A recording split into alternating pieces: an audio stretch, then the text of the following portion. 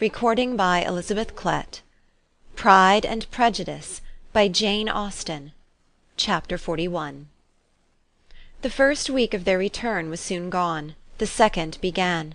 It was the last of the regiment's stay in Meryton, and all the young ladies in the neighbourhood were drooping apace. The dejection was almost universal. The elder Miss Bennets alone were still able to eat, drink, and sleep, and pursue the usual course of their employments. Very frequently were they reproached for this insensibility by Kitty and Lydia, whose own misery was extreme, and who could not comprehend such hard-heartedness in any of the family. "Good heaven! What is to become of us? What are we to do?" would they often exclaim in the bitterness of woe. "How can you be so smiling, Lizzie?" Their affectionate mother shared all their grief. She remembered what she had herself endured on a similar occasion 25 years ago. "I am sure," said she, "I cried for 2 days together when Colonel Miller's regiment went away. I thought I should have broken my heart." "I am sure I shall break mine," said Lydia. "If one could but go to Brighton," observed Mrs. Bennet. "Oh yes, if one could but go to Brighton, but papa is so disagreeable." "A little sea-bathing would set me up for ever." "And my aunt Phillips is sure it would do me a great deal of good," added Kitty. Such were the kind of lamentations resounding perpetually through Longbourn House. Elizabeth tried to be diverted by them, but all sense of pleasure was lost in shame. She felt anew the justice of Mr. Darcy's objections, and never had she been so much disposed to pardon his interference in the views of his friend. But the gloom of Lydia's prospect was shortly cleared away, for she received an invitation from Mrs. Forster, the wife of the colonel of the regiment, to accompany her to Brighton. This invaluable friend was a very young woman, and very lately married. A resemblance in good humour and good spirits had recommended her and Lydia to each other, and out of their 3 months' acquaintance they had been intimate 2. The rapture of Lydia on this occasion, her adoration of Mrs. Forster, the delight of Mrs. Bennet, and the mortification of Kitty, are scarcely to be described. Wholly inattentive to her sister's feelings, Lydia flew about the house in restless ecstasy, calling for every one's congratulations, and laughing and talking with more violence than ever, whilst the luckless Kitty continued in the parlour repined at her fate in terms as unreasonable as her accent was peevish. "I cannot see why Mrs. Forster should not ask me as well as Lydia," said she. "Though I am not her particular friend, I have just as much right to be asked as she has, and more too, for I am 2 years older." In vain did Elizabeth attempt to make her reasonable, and Jane to make her resigned. As for Elizabeth herself, this invitation was so far from exciting in her the same feelings as in her mother and Lydia, that she considered it as the death-warrant of all possibility of common sense for the latter, and detestable as such a step must make her were it known, she could not help secretly advising her father not to let her go. She represented to him all the improprieties of Lydia's general behaviour, the little advantage she could derive from the friendship of such a woman as Mrs. Forster, and the probability of her being yet more imprudent with such a companion at Brighton, where the temptations must be greater than at home. He heard her attentively, and then said, "Lydia will never be easy until she has exposed herself in some public place or other, and we can never expect her to do it with so little expense or inconvenience to her family as under the present circumstances." "If you were aware," said Elizabeth, "of the very great disadvantage to us all which must arise from the public notice of Lydia's unguarded and imprudent manner, nay, which has already arisen from it, I am sure you would judge differently in this affair." "Already arisen?" repeated Mr. Bennet. "What, has she frightened away some of your lovers? Poor little Lizzie! But do not be cast down. Such squeamish youths as cannot bear to be connected with a little absurdity are not worth a regret. Come, let me see the list of pitiful fellows who have been kept aloof by Lydia's folly." "Indeed you are mistaken. I have no such injuries to resent. It is not of particular, but of general evils, which I am now complaining. Our importance, our respectability in the world must be affected by the wild volatility, the assurance and disdain of all restraint which marks Lydia's character. Excuse me, for I must speak plainly. If you, my dear father, will not take the trouble of checking her exuberant spirits, and of teaching her that her present pursuits are not to be to the business of her life, she will soon be beyond the reach of amendment. Her character will be fixed, and she will at 16 be the most determined flirt that ever made herself or her family ridiculous. A flirt, too, in the worst and meanest degree of flirtation, without any attraction beyond youth and a tolerable person, and from the ignorance and emptiness of her mind wholly unable to ward off any portion of that universal contempt which her rage for admiration will excite. In this danger Kitty also is comprehended. She will follow wherever Lydia leads. Vain, ignorant, idle, and absolutely uncontrolled. Oh, my dear father, can you suppose it possible that they will not be censured and despised wherever they are known, and that their sisters will not be often involved in the disgrace?" Mr. Bennet saw that her whole heart was in the subject, and affectionately taking her hand, said in reply, "Do not make yourself uneasy, my love. Wherever you and Jane are known, you must be respected and valued, and you will not appear to less advantage for having a couple of, or I may say 3, very silly sisters. We shall have no peace at Longbourn if Lydia does not go to Brighton. Let her go, then. Colonel Forster is a sensible man, and will keep her out of any real mischief, and she is luckily too poor to be an object of prey to anybody. At Brighton she will be of less importance even as a common flirt than she has been here. The officers will find women better worth their notice. Let us hope, therefore, that her being there may teach her her own insignificance. At any rate, she cannot grow many degrees worse, without authorizing us to lock her up for the rest of her life." With this answer Elizabeth was forced to be content, but her own opinion continued the same, and she left him disappointed and sorry. It was not in her nature, however, to increase her vexations by dwelling on them. She was confident of having performed her duty, and to fret over unavoidable evils, or augment them by anxiety, was no part of her disposition. Had Lydia and her mother known the substance of her conference with their father, their indignation would hardly have found expression in their united volubility. In Lydia's imagination, a visit to Brighton comprised every possibility of earthly happiness. She saw with the creative eye of fancy the streets of that gay bathing-place covered with officers. She saw herself the object of attention to tens and scores of them at present unknown. She saw all the glories of the camp, its tents stretched forth in beauteous uniformity of lines, crowded with the young and the gay, and dazzling with scarlet; and, to complete the view, she saw herself seated beneath a tent, tenderly flirting with at least 6 officers at once. Had she known her sister sought to tear her from such prospects and such realities as these, what would have been her sensations? They could have been only understood by her mother, who might have felt nearly the same. Lydia's going to Brighton was all that consoled her for her melancholy conviction of her husband's never intending to go there himself. But they were entirely ignorant of what had passed, and their raptures continued, with little intermission, to the very day of Lydia's leaving home. Elizabeth was now to see Mr. Wickham for the last time. Having been frequently in company with him since her return, agitation was pretty well over, the agitations of formal partiality entirely so. She had even learnt to detect, in the very gentleness which had first delighted her, an affectation and a sameness to disgust and weary. In his present behaviour to herself, moreover, she had a fresh source of displeasure, for the inclination he soon testified of renewing those intentions which had marked the early part of their acquaintance could only serve, after what had since passed, to provoke her. She lost all concern for him in finding herself thus selected as the object of such idle and frivolous gallantry, and while she steadily repressed it, could not but feel the reproof contained in his believing that however long, and for whatever cause, his attentions had been withdrawn, her vanity would be gratified, and her preference secured at any time by their renewal. On the very last day of the regiment's remaining at Meryton, he dined with the other officers at Longbourn, and so little was Elizabeth disposed to part from him in good humour, that on his making some inquiry as to the manner in which her time had passed at Hunsford, she mentioned Colonel Fitzwilliam's and Mr. Darcy's having both spent 3 weeks at Rosings, and asked him if he was acquainted with the former.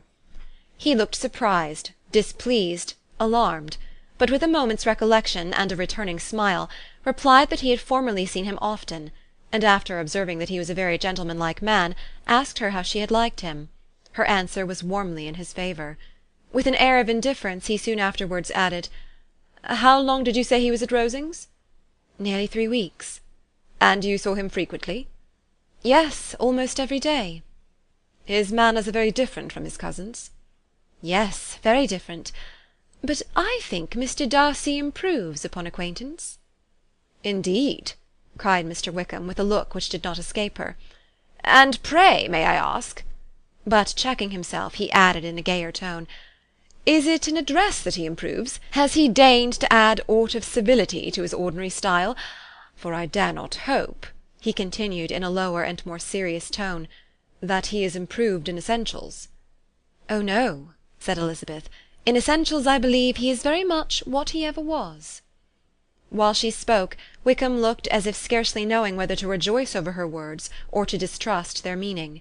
There was a something in her countenance which made him listen with an apprehensive and anxious attention, while she added, "When I said that he improved on acquaintance, I did not mean that his mind or his manners were in a state of improvement, but that from knowing him better, his disposition was better understood." Wickham's alarm now appeared in a heightened complexion and agitated look. For a few minutes he was silent, till, shaking off his embarrassment, he turned to her again, and said in the gentlest of accents, "You, who so well know my feeling towards Mr. Darcy, will readily comprehend how sincerely I must rejoice that he is wise enough to assume even the appearance of what is right. His pride, in that direction, may be of service, if not to himself, to many others, for it must only deter him from such foul misconduct as I have suffered by. I only fear that the sort of cautiousness to which you, I imagine, have been alluding, is merely adopted on his visits to his aunt, of whose good opinion and judgment he stands much in awe. His fear of her has always operated, I know, when they were together, and a good deal is to be imputed to his wish of forwarding the match with Mr. Berg, which I am certain he has very much at heart." Elizabeth could not repress a smile at this, but she answered only by a slight inclination of the head. She saw that he wanted to engage her on the old subject of his grievances, and she was in no humour to indulge him.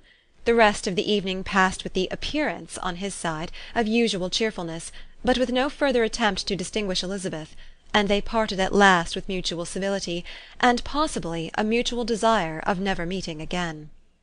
When the party broke up, Lydia returned with Mrs. Forster to Meryton, from whence they were to set out early the next morning. The separation between her and her family was rather noisy than pathetic.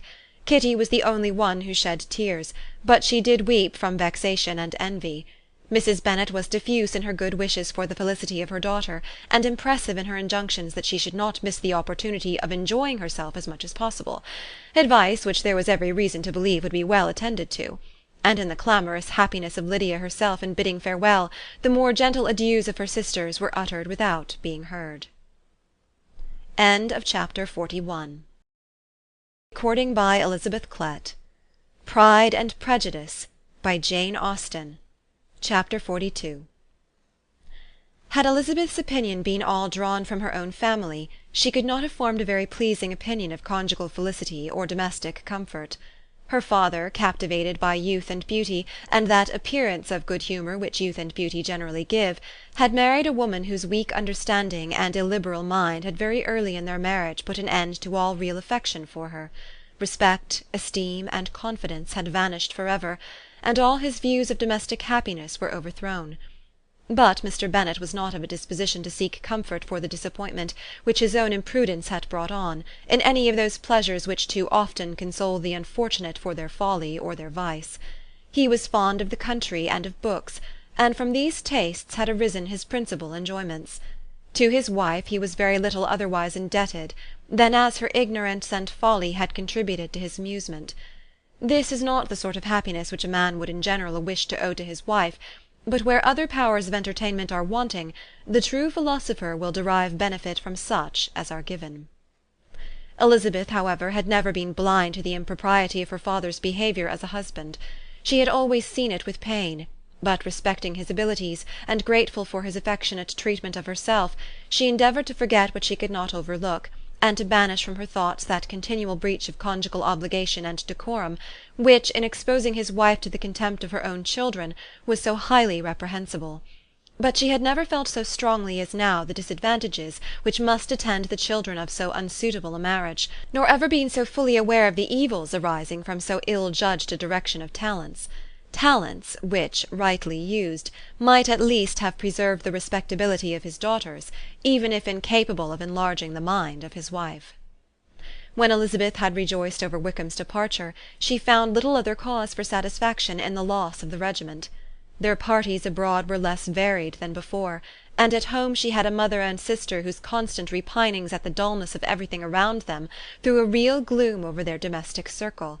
And though Kitty might in time regain her natural degree of sense, since the disturbers of her brain were removed, her other sister, from whose disposition greater evil might be apprehended, was likely to be hardened in all her folly and assurance by a situation of such double danger as a watering-place and a camp.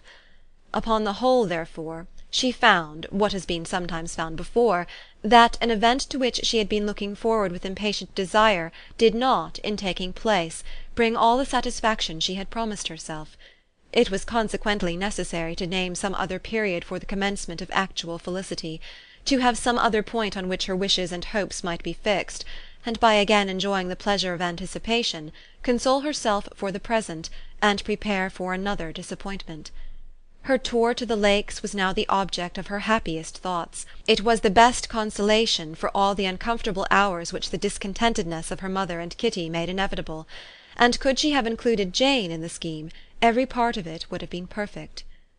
"But it is fortunate," thought she, "that I have something to wish for.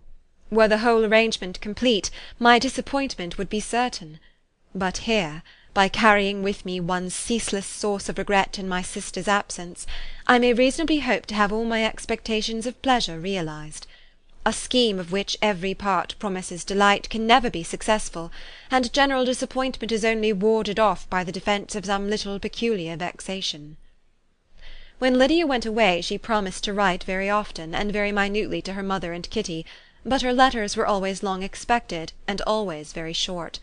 Those to her mother contained little else than that they were just returned from the library, where such and such officers had attended them, and where she had seen such beautiful ornaments as made her quite wild; that she had a new gown, or a new parasol, which she would have described more fully, but was obliged to leave off in a violent hurry, as Mrs. Forster called her and they were going off to the camp; and from her correspondence with her sister there was still less to be learnt, for her letters to Kitty, though rather longer, were much too full of lines under the words to be made public.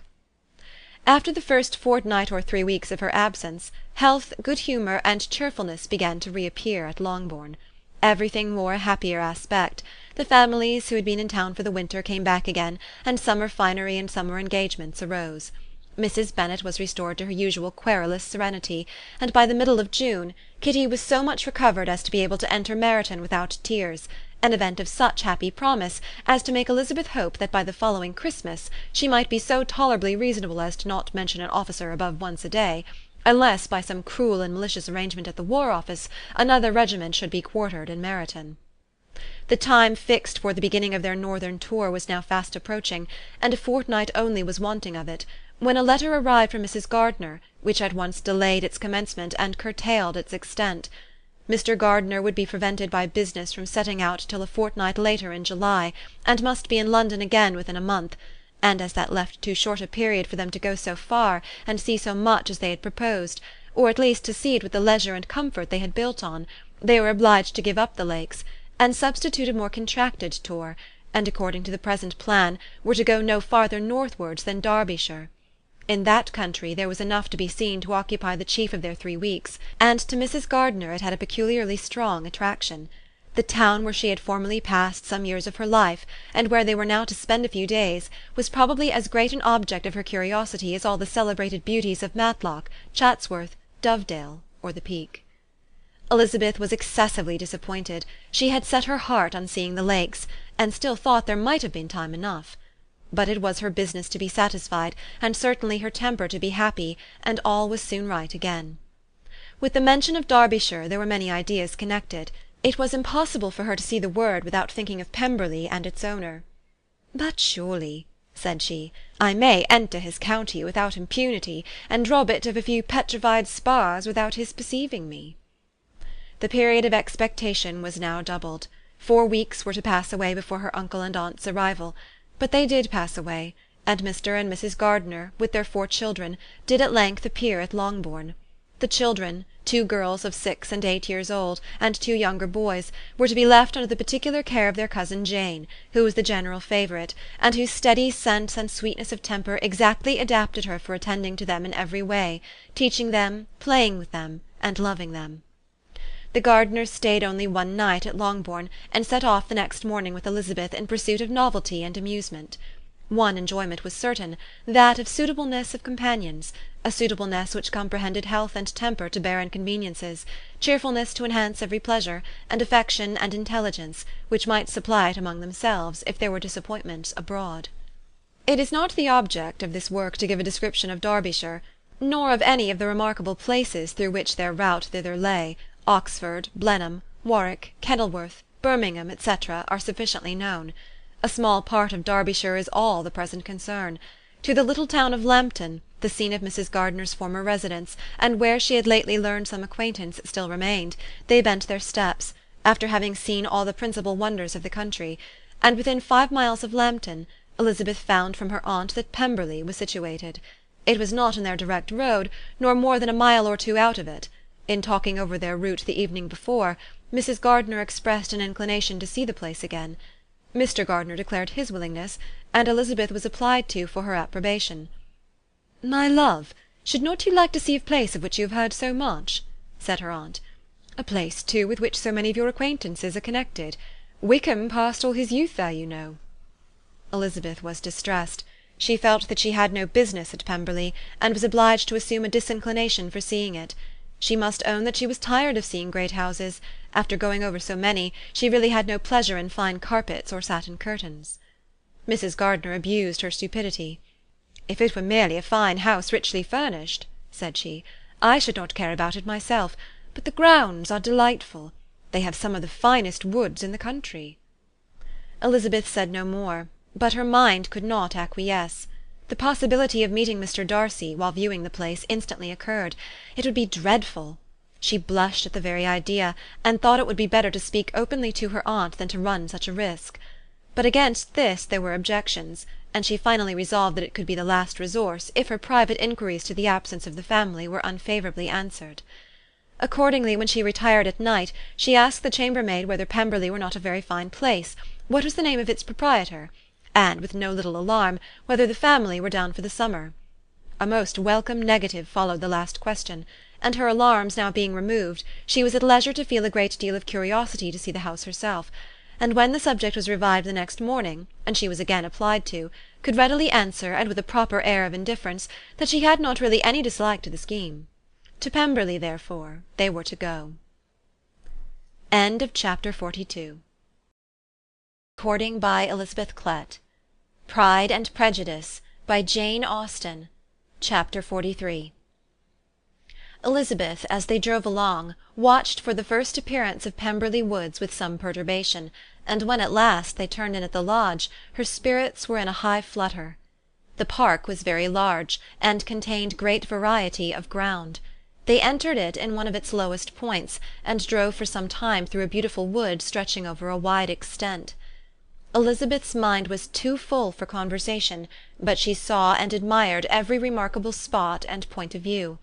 They gradually ascended for a half-mile, and then found themselves at the top of a considerable eminence, where the wood ceased, and the eye was instantly caught by Pemberley House, situated on the opposite side of a valley, into which the road with some abruptness wound. It was a large, handsome stone building, standing well on rising ground, and backed by a ridge of high woody hills, and in front a stream of some natural importance was swelled into greater, but without any artificial appearance. Its banks were neither formal nor falsely adorned. Elizabeth was delighted. She had never seen a place for which nature had done more, or where natural beauty had been so little counteracted by an awkward taste.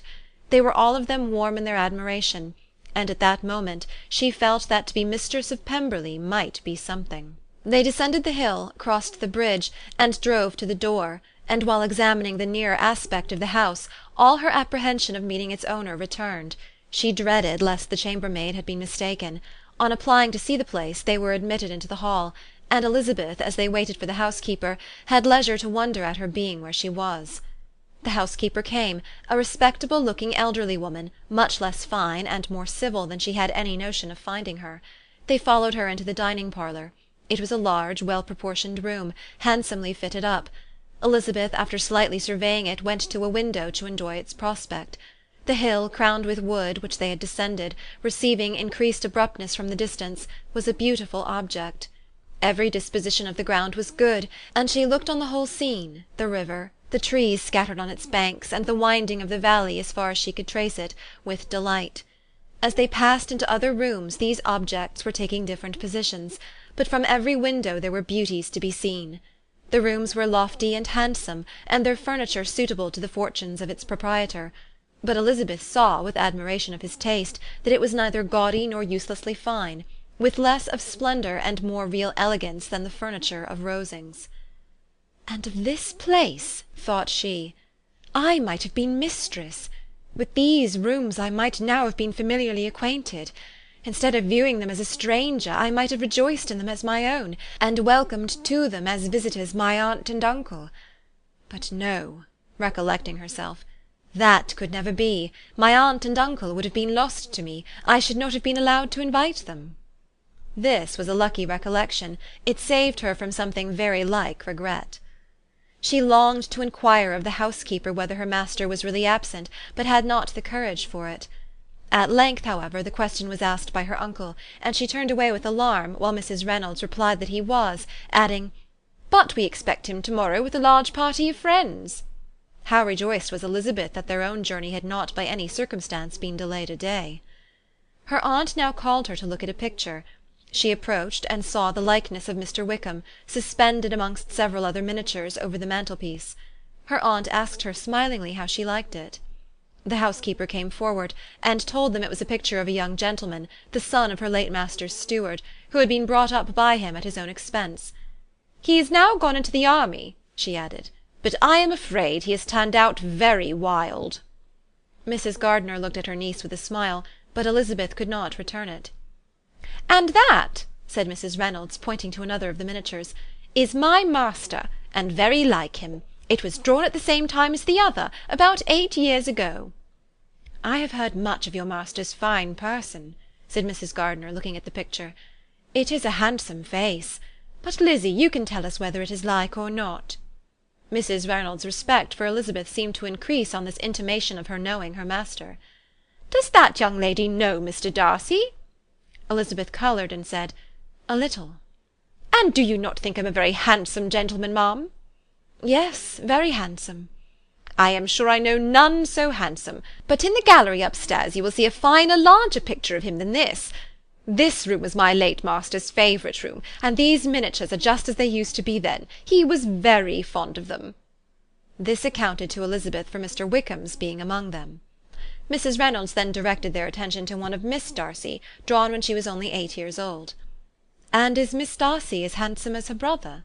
said Mrs. Gardiner. "Oh, yes, the handsomest young lady that ever was seen, and so accomplished. She plays and sings all day long. In the next room is a new instrument just come down for her, a present from my master. She comes here to-morrow with him." Mr. Gardiner, whose manners were very easy and pleasant, encouraged her communicativeness by his questions and remarks. Mrs. Reynolds, either by pride or attachment, had evidently great pleasure in talking of her master and his sister. "Is your master much at Pemberley in the course of the year?" "Not so much as I could wish, sir, but I dare say he may spend half his time here, and Miss Darcy is always down for the summer months."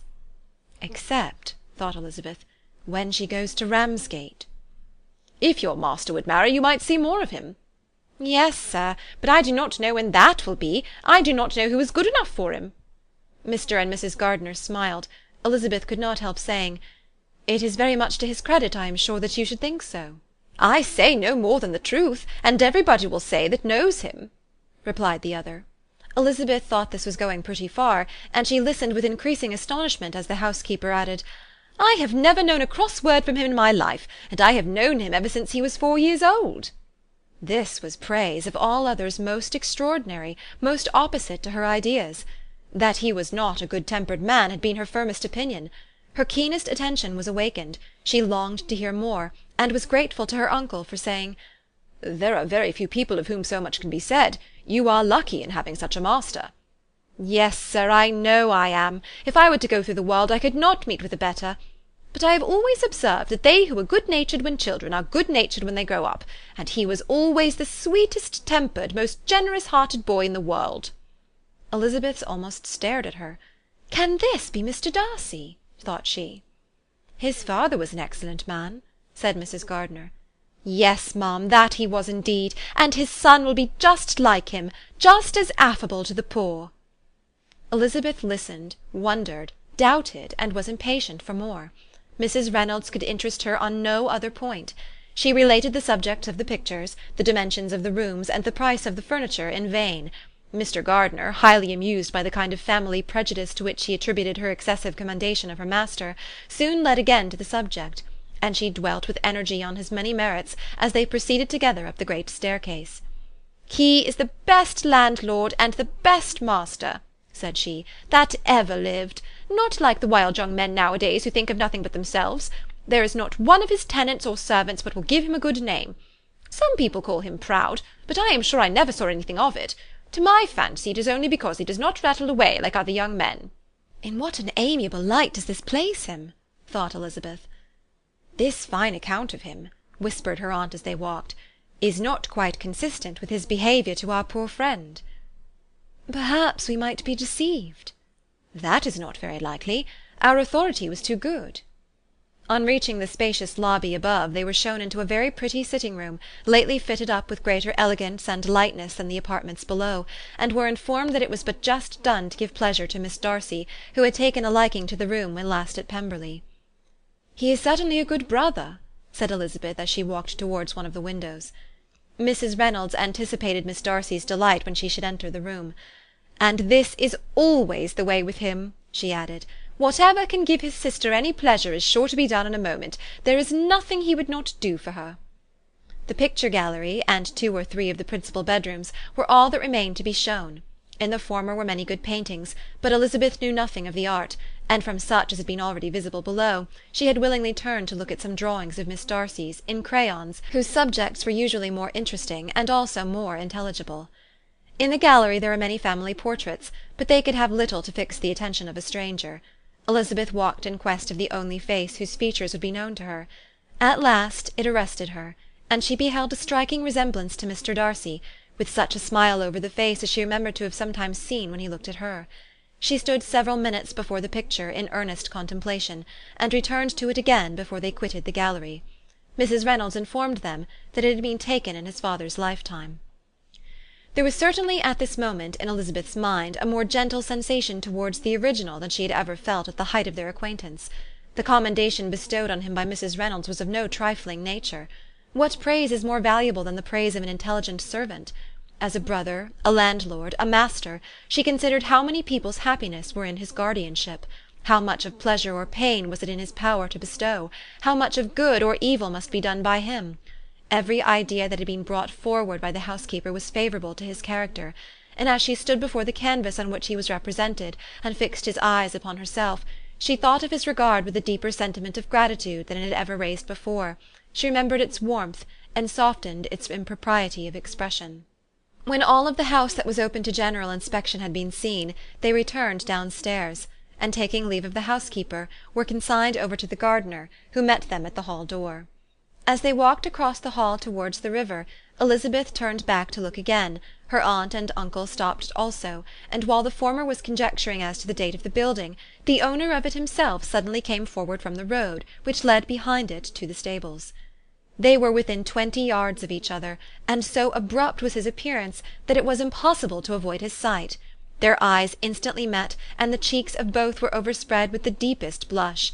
He absolutely stared, and for a moment seemed immovable from surprise, but shortly recovering himself, advanced toward the party, and spoke to Elizabeth, if not in terms of perfect composure, at least of perfect civility. She had instinctively turned away, but stopping on his approach, received his compliments with an embarrassment impossible to be overcome. Had his first appearance, or his resemblance to the picture they had just been examining, been insufficient to assure the other two that they now saw Mr. Darcy, the gardener's expression of surprise on beholding his master must immediately have told it. They stood a little aloof while he was talking to their niece, who, astonished and confused, scarcely dared lift her eyes to his face, and knew not what answer she returned to his civil inquiries after her family. Amazed at the alteration of his manner since they last parted, every sentence that he uttered was increasing her embarrassment, and every idea of the impropriety of her being found there recurring to her mind, the few minutes in which they continued were some of the most uncomfortable in her life. Nor did he seem much more at ease, When he spoke, his accent had none of its usual sedateness, and he repeated his inquiries as to the time of her having left Longbourn, and of her having stayed in Derbyshire, so often, and in so hurried a way, as plainly spoke the distraction of his thoughts. At length every idea seemed to fail him, and after standing a few moments without saying a word, he suddenly recollected himself, and took leave. The others then joined her, and expressed admiration of his figure, but Elizabeth heard not a word, and wholly engrossed by her own feelings, followed them in silence. She was overpowered by shame and vexation. Her coming there was the most unfortunate, the most ill-judged thing in the world. How strange it must appear to him! And what a disgraceful light might it not strike so vain a man!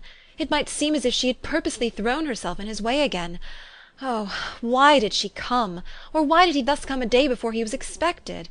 Had they been only 10 minutes sooner, they should have been beyond the reach of his discrimination, for it was plain that he was that moment arrived, that moment alighted from his horse or his carriage. She blushed again and again over the perverseness of the meeting. And his behaviour, so strikingly altered, what could it mean? That he should even speak to her was amazing, but to speak with such civility, to inquire after her family! Never in her life had she seen his manners so little dignified, never had he spoken with such gentleness as on this unexpected meeting. What a contrast did it offer to his last address in Rosings Park, when he put his letter into her hand! She knew not what to think, or how to account for it. They had now entered a beautiful walk by the side of the water, and every step was bringing forward a nobler fall of ground, or a finer reach of the woods to which they were approaching. But it was some time before Elizabeth was sensible of any of it, and though she answered mechanically to the repeated appeals of her aunt and uncle, and seemed to direct her eyes to such objects as they pointed out, she distinguished no part of the scene. Her thoughts were all fixed on that one spot of Pemberley House, whichever it might be, where Mr. Darcy then was. She longed to know what at the moment was passing in his mind, in what manner he thought of her, and whether, in defiance of everything, she was still dear to him. Perhaps he had been civil only because he felt himself at ease. Yet there had been that in his voice which was not like ease.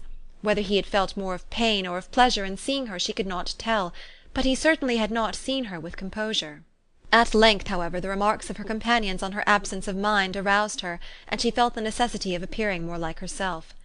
They entered the woods, and bidding adieu to the river for a while, ascended some of the higher grounds, when in spots where the opening of the trees gave the eye power to wander were many charming views of the valley, the opposite hills, with the long range of woods overspreading many, and occasionally part of the stream.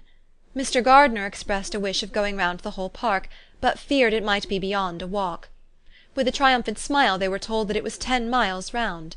It settled the matter, and they pursued the accustomed circuit, which brought them again after some time in a descent among hanging woods, to the edge of the water, and one of its narrowest parts.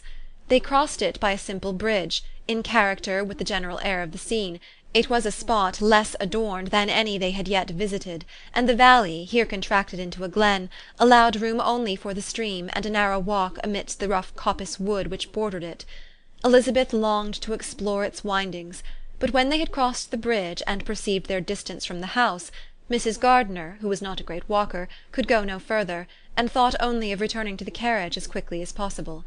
Her niece was therefore obliged to submit, and they took their way towards the house on the opposite side of the river, in the nearest direction.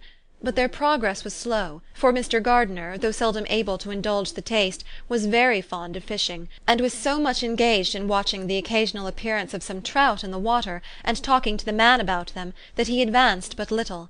Whilst wandering on in this slow manner, they were again surprised, and Elizabeth's astonishment was quite equal to what it had been at first, by the sight of Mr. Darcy approaching them, and at no great distance.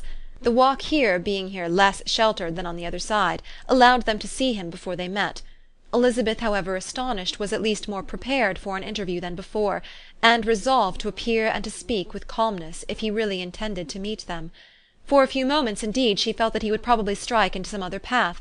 The idea lasted while a turning in the walk concealed him from their view. The turning past, he was immediately before them. With a glance she saw that he had lost none of his recent civility, and to imitate his politeness, she began, as they met, to admire the beauty of the place.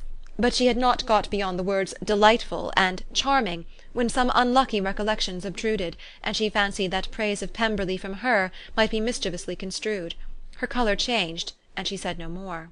Mrs. Gardiner was standing a little behind, and on her pausing, he asked her if she would do him the honour of introducing him to her friends.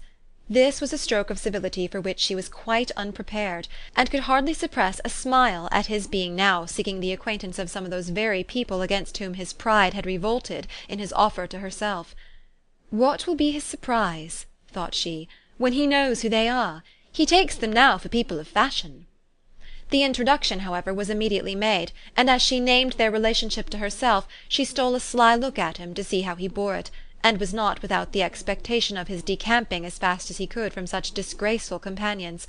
That he was surprised by the connection was evident. He sustained it, however, with fortitude, and so far from going away, turned his back with them and entered into conversation with Mr. Gardiner.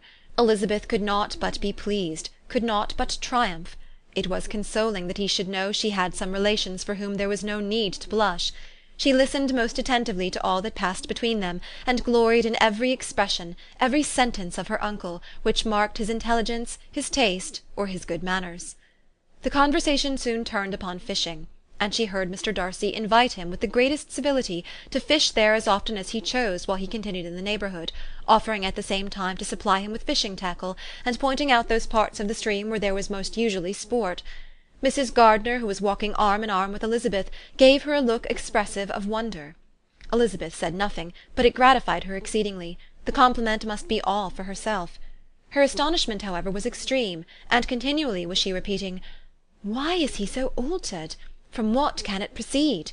It cannot be for me, it cannot be for my sake that his manners are thus softened.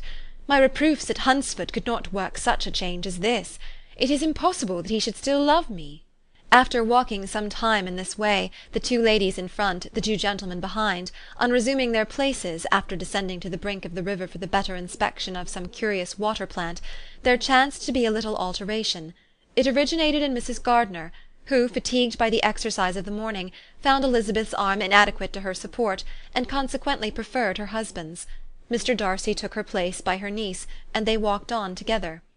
After a short silence the lady first spoke. She wished him to know that she had been assured of his absence before she came to the place, and accordingly began by observing that his arrival had been very unexpected. "For your housekeeper," she added, "informed us that you would certainly not be here till to-morrow, and indeed, before we left Bakewell, we understood that you were not immediately expected in the country." He acknowledged the truth of it all, and said that business with his steward had occasioned his coming forward a few hours before the rest of the party with whom he had been travelling. "They will join me early to-morrow," he continued, "and among them are some who will claim an acquaintance with you, Mr. Bingley and his sisters." Elizabeth answered only by a slight bow. Her thoughts were instantly driven back to the time when Mr. Bingley's name had been the last mentioned between them, and if she might judge by his complexion, his mind was not very differently engaged. "There is also one other person in the party," he continued after a pause, "who more particularly wishes to be known to you. Will you allow me, or do I ask too much, to introduce my sister to your acquaintance during your stay at Lambton?" The surprise of such an application was great indeed. It was too great for her to know in what manner she acceded to it. She immediately felt that whatever desire Miss Darcy might have of being acquainted with her must be the work of her brother, and without looking farther, it was satisfactory, it was gratifying to know that his resentment had not made him think really ill of her. They now walked on in silence, each of them deep in thought. Elizabeth was not comfortable, that was impossible, but she was flattered and pleased.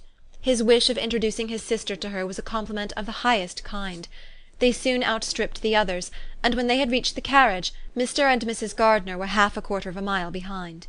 He then asked her to walk into the house, but she declared herself not tired, and they stood together on the lawn.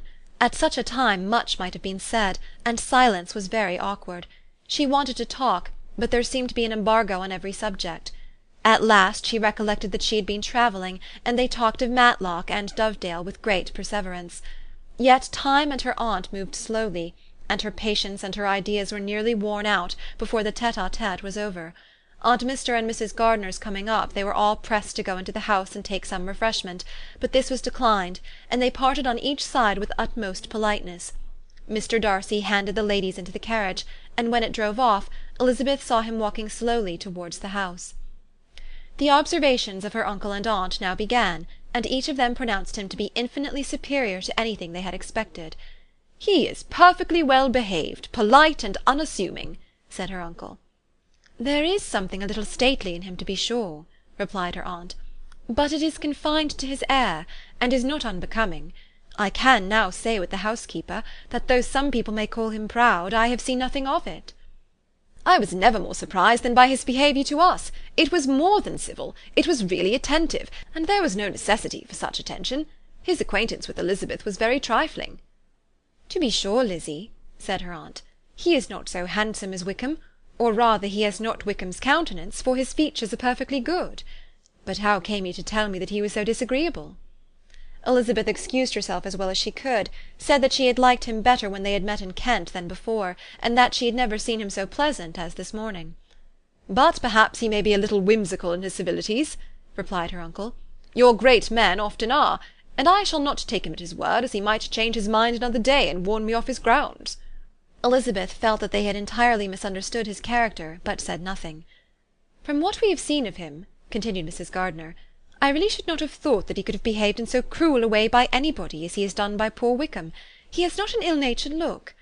On the contrary, there is something pleasing about his mouth when he speaks, and there is something of dignity in his countenance that would not give one an unfavourable idea of his heart. But, to be sure, the good lady who showed us his house did give him a most flaming character. I could hardly help laughing aloud sometimes. But he is a liberal master, I suppose, and that in the eye of a servant comprehends every virtue."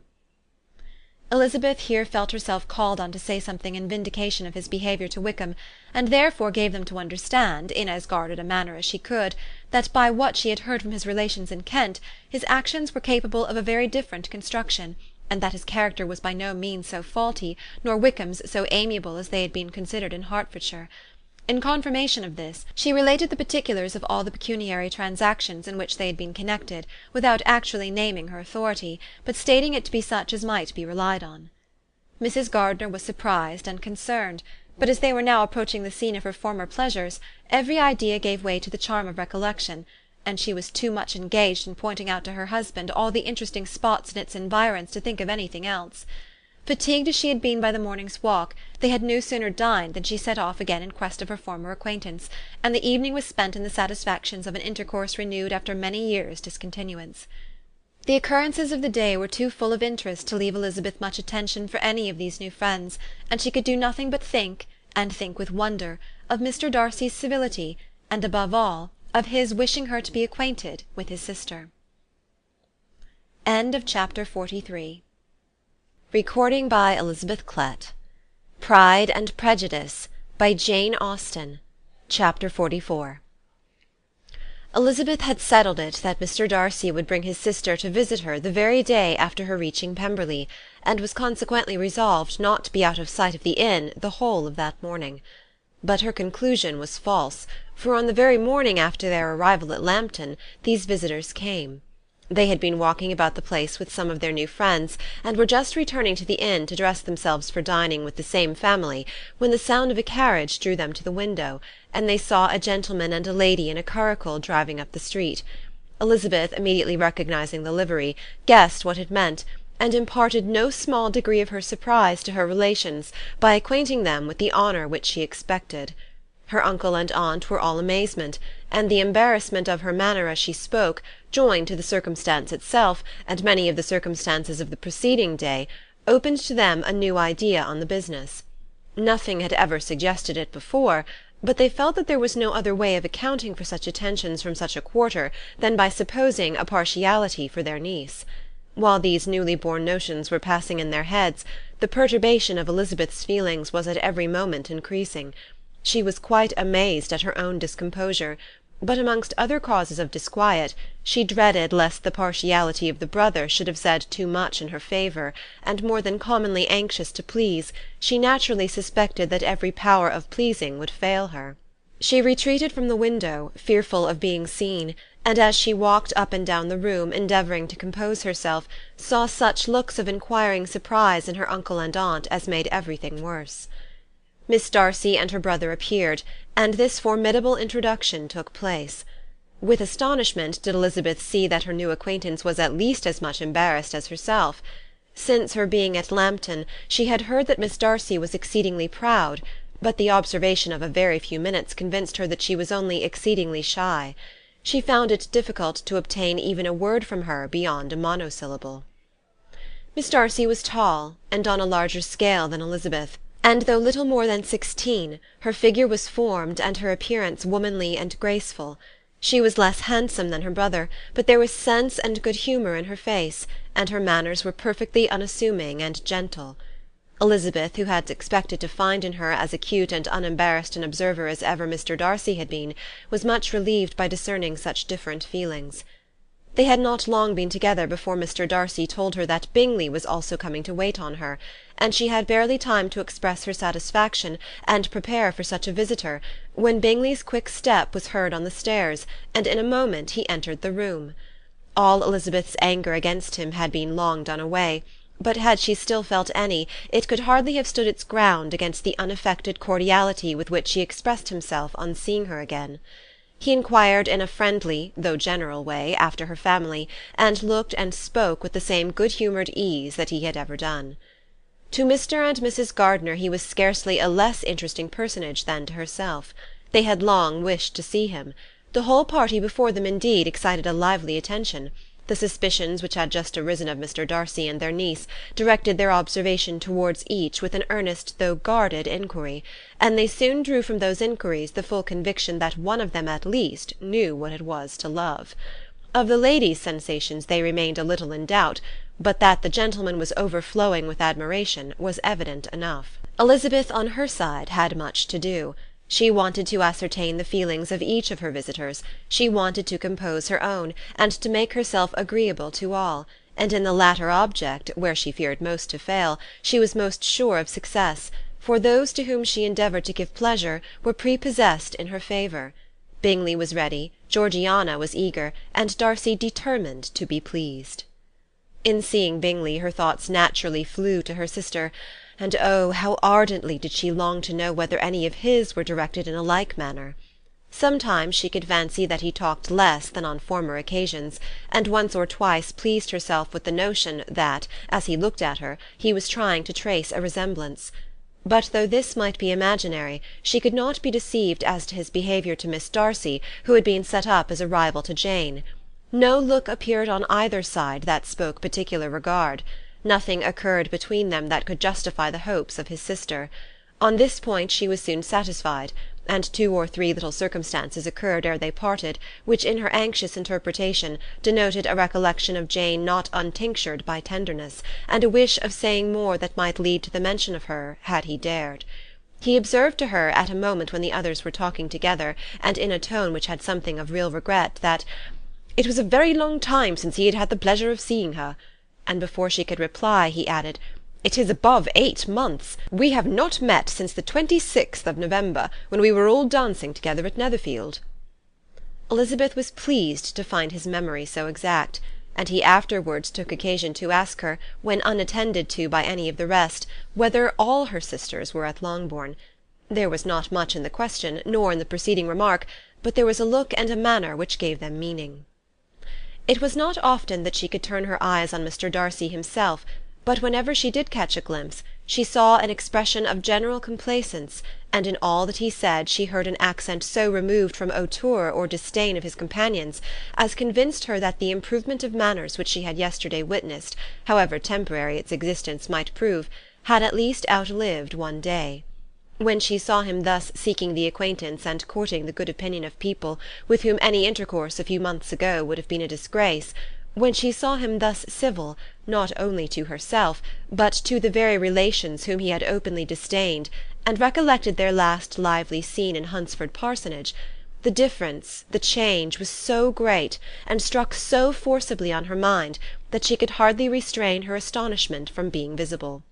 Never, even in the company of his dear friends at Netherfield, or his dignified relations at Rosings, had she seen him so desirous to please, so free from self-consequence or unbending reserve, as now, when no importance could result from the success of his endeavours, and when even the acquaintance of those to whom his attentions were addressed would draw down the ridicule and censure of the ladies both of Netherfield and Rosings.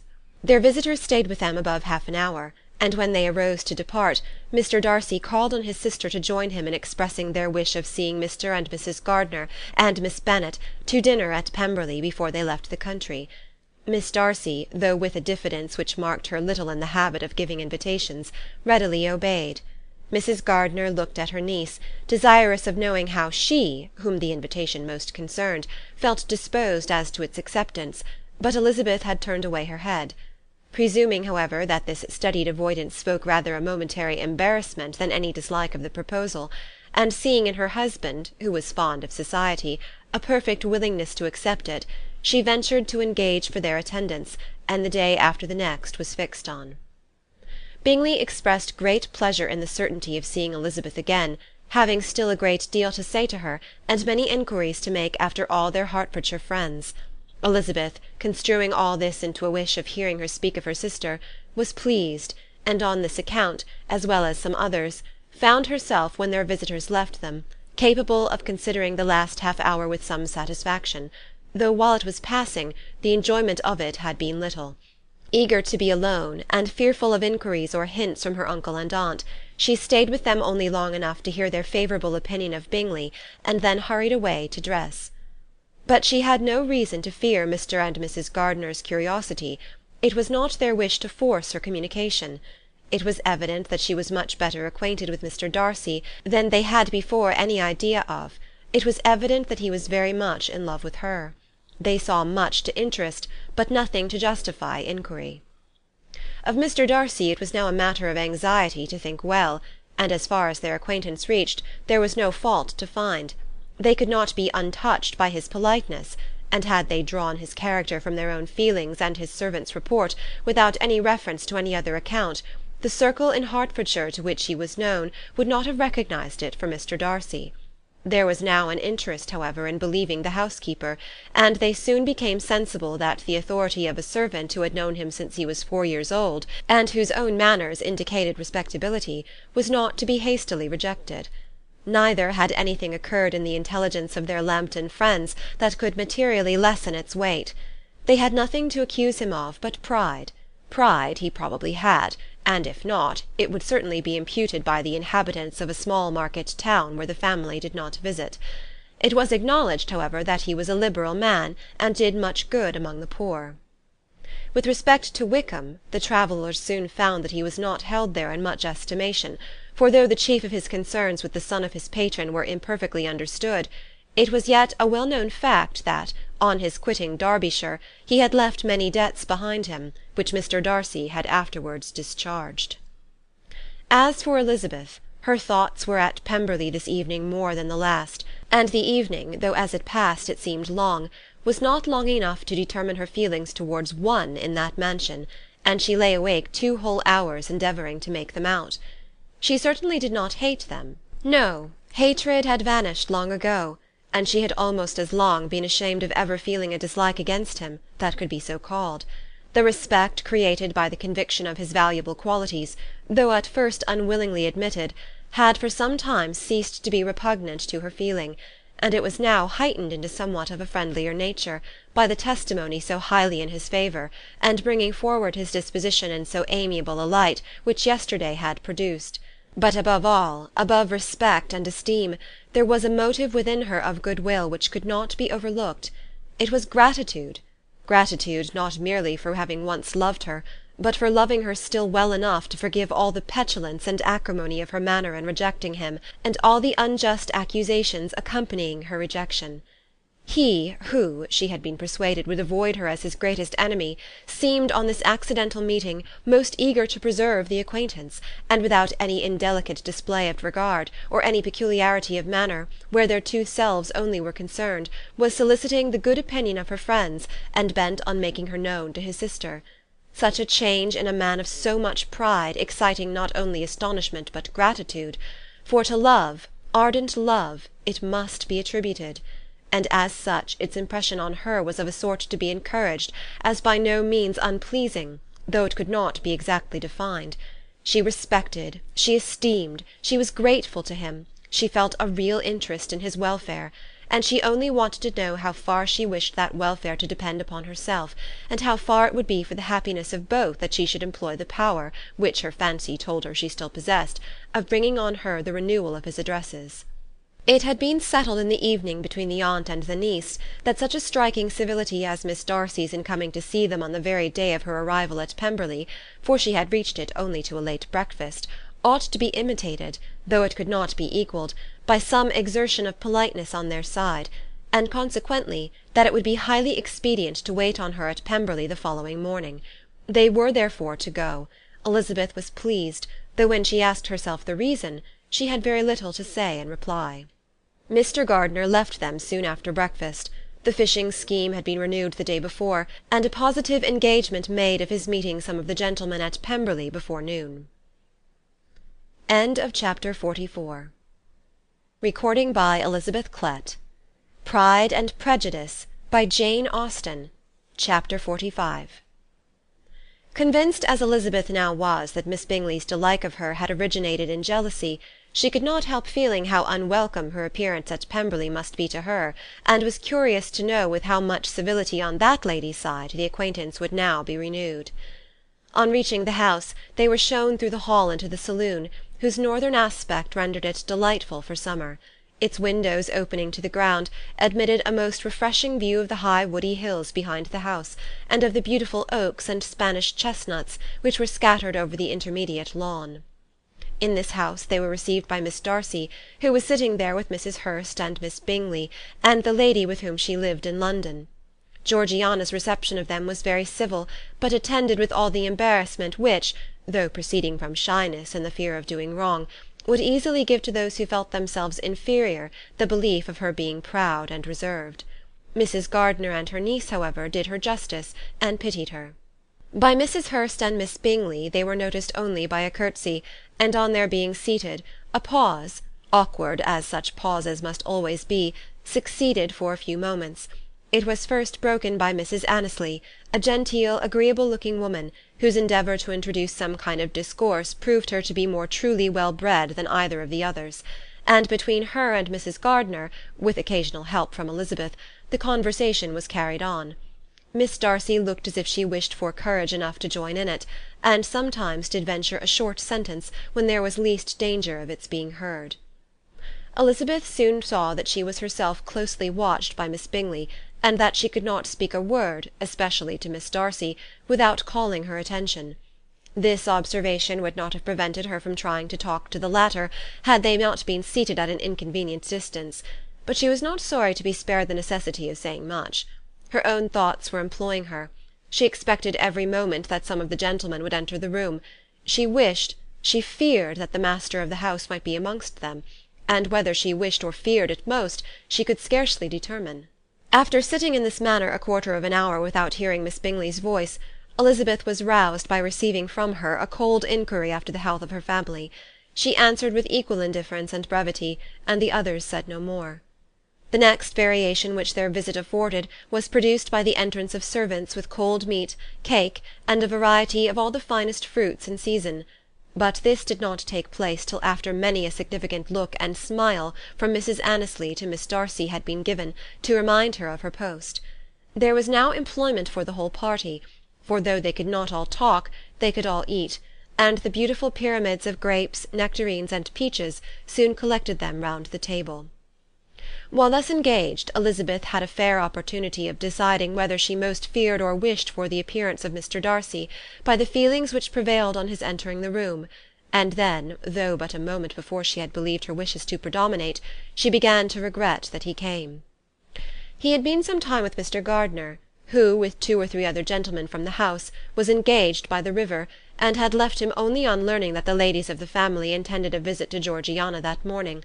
No sooner did he appear than Elizabeth wisely resolved to be perfectly easy and unembarrassed, a resolution the more necessary to be made, but perhaps not the more easily kept, because she saw that the suspicions of the whole party were awakened against them, and that there was scarcely an eye which did not watch his behaviour when he first came into the room.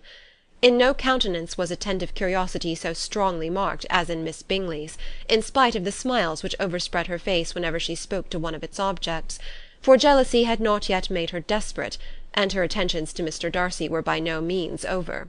Miss Darcy, on her brother's entrance, exerted herself much more to talk, and Elizabeth saw that he was anxious for his sister and herself to get acquainted, and forwarded as much as possible every attempt at conversation on either side.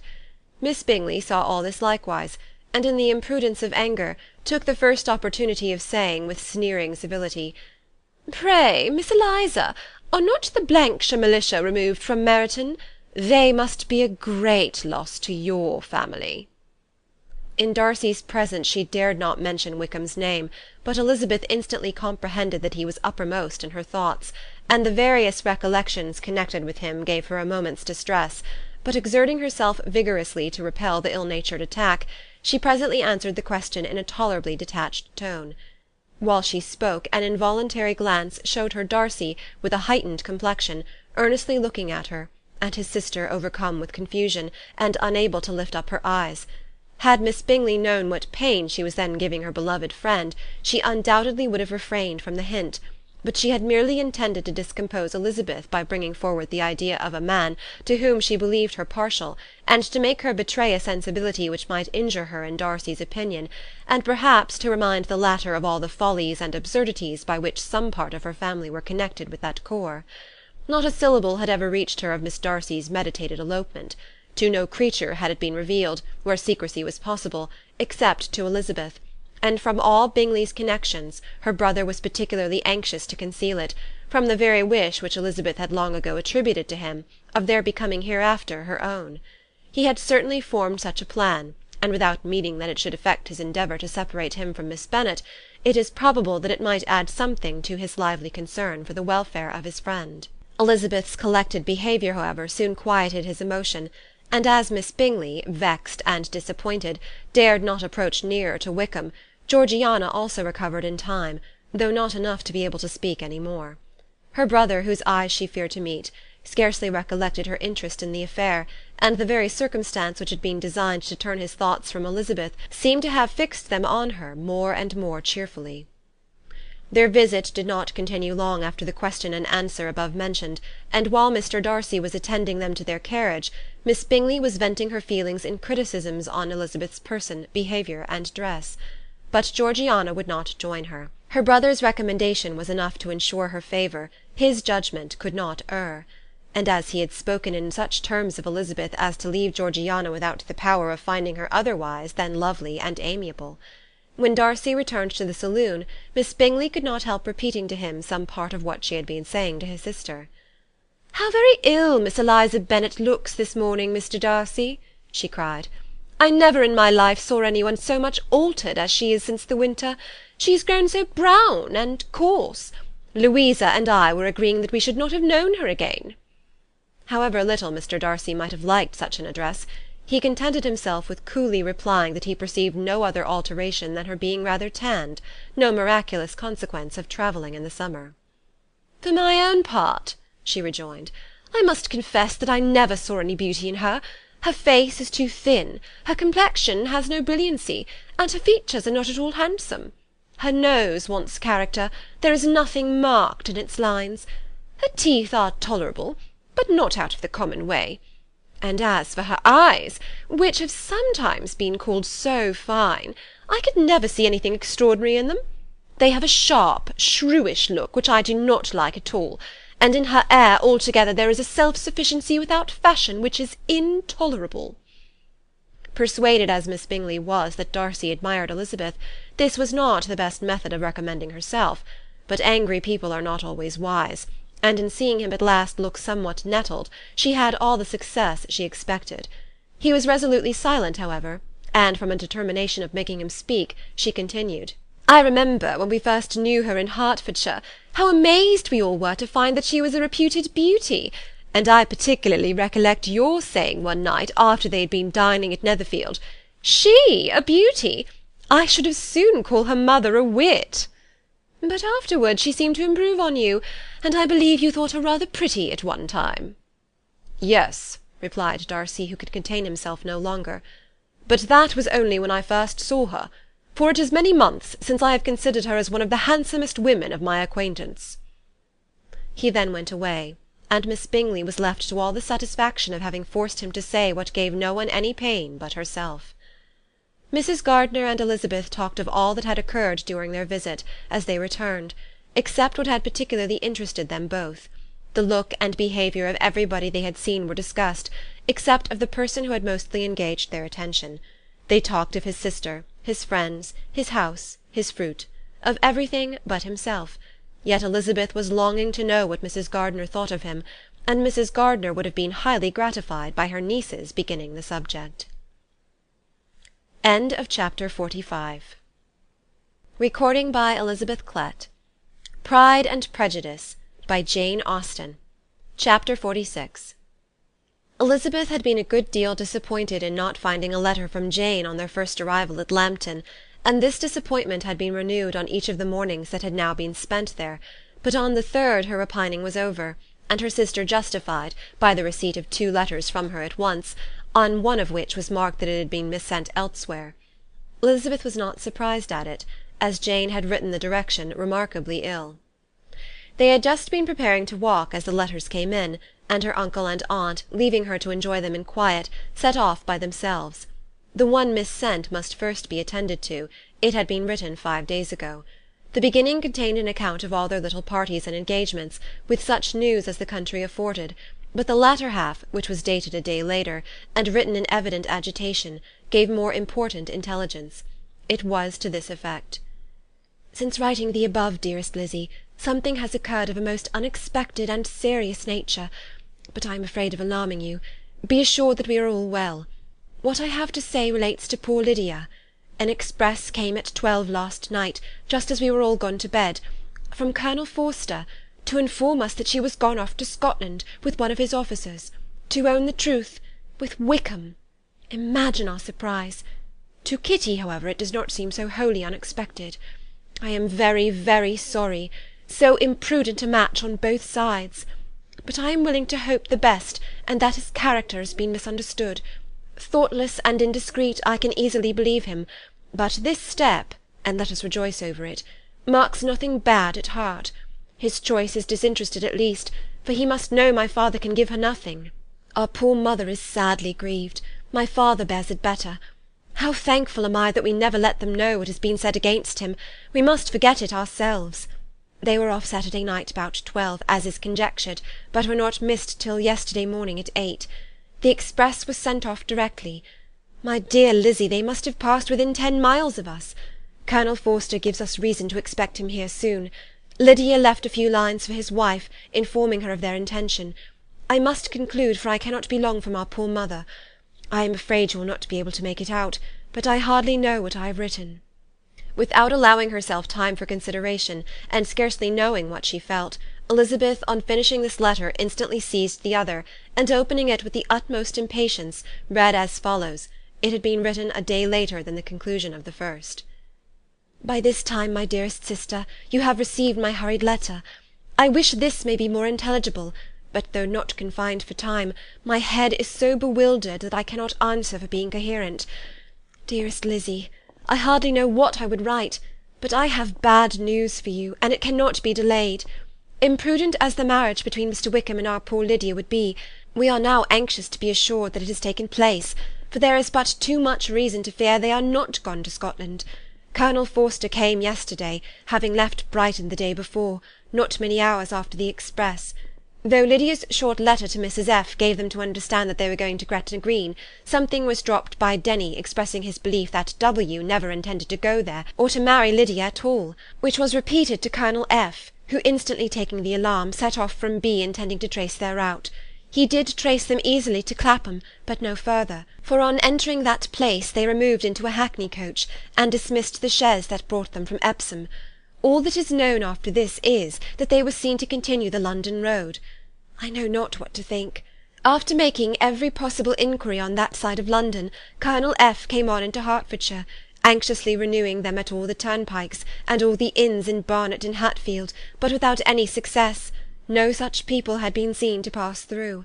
With the kindest concern he came on to Longbourn, and broke his apprehensions to us in a manner most creditable to his heart. I am sincerely grieved for him and Mrs. F., but no one can throw any blame on them. Our distress, my dear Lizzy, is very great. My father and mother believe the worst, but I cannot think so ill of him.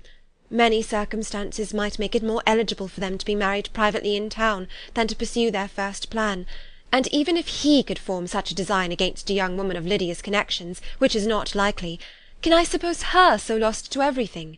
Impossible. I grieve to find, however, that Colonel F. is not disposed to depend upon their marriage. He shook his head when I expressed my hopes, and said he feared W. was not a man to be trusted. My poor mother is really ill, and keeps her room. Could she exert herself, it would be better, but this is not to be expected. And as to my father, I never in my life saw him so affected. Poor Kitty has anger for having concealed their attachment, but as it was a matter of confidence, one cannot wonder. I am truly glad, dearest Lizzy, that you have been spared something of these distressing scenes, but now, as the first shock is over, shall I own that I long for your return? I am not so selfish, however, as to press for it, if inconvenient. Adieu. I take up my pen again to do what I have just told you I would not, but circumstances are such that I cannot help earnestly begging you all to come here as soon as possible. I know my dear uncle and aunt so well that I am not afraid of requesting it, though I have still something more to ask of the former. My father is going to London with Colonel Forster instantly to try to discover her. What he means to do I am sure I know not, but his excessive distress will not allow him to pursue any measure in the best and safest way, and Colonel Forster is obliged to be at Brighton again to-morrow evening. In such an exigence, my uncle's advice and assistance would be everything in the world. He will immediately comprehend what I must feel, and I rely upon his goodness. Oh, where is my uncle? Cried Elizabeth, darting from her seat as she finished the letter, in eagerness to follow him, without losing a moment of time so precious, but as she reached the door it was opened by a servant, and Mr. Darcy appeared. Her pale face and impetuous manner made him start, and before he could recover himself to speak, she, in whose mind every idea was superseded by Lydia's situation, hastily exclaimed, "I beg your pardon, but I must leave you. I must find Mr. Gardiner this moment, on business that cannot be delayed. I have not an instant to lose." "Good God, what is the matter?" cried he, with more feeling than politeness. Then, recollecting himself, "I will not detain you a minute, but let me or let the servant go after Mr. and Mrs. Gardiner. You are not well enough, you cannot go yourself." Elizabeth hesitated, but her knees trembled under her, and she felt how little would be gained by her attempting to pursue them. Calling back the servant, therefore, she commissioned him, though in so breathless an accent as made her almost unintelligible, to fetch his master and mistress home instantly. On his quitting the room she sat down, unable to support herself, and looking so miserably ill that it was impossible for Darcy to leave her, or to refrain from saying, in a tone of gentleness and commiseration, "Let me call your maid. Is there nothing you could take to give you present relief? A glass of wine? Shall I get you one? You are very ill." "No, I thank you," she replied, endeavouring to recover herself. "There is nothing the matter with me. I am quite well. I am only distressed by some dreadful news which I have just received from Longbourn." She burst into tears as she alluded to it, and for a few minutes could not speak another word. Darcy, in wretched suspense, could only say something indistinctly of his concern, and observe her in compassionate silence. At length she spoke again. "I have just had a letter from Jane, with such dreadful news. It cannot be concealed from any one. My younger sister has left all her friends, has eloped, has thrown herself into the power of Mr. Wickham. They are gone off together from Brighton. You know him too well to doubt the rest. She has no money, no connections, nothing that can tempt him. She is lost for ever."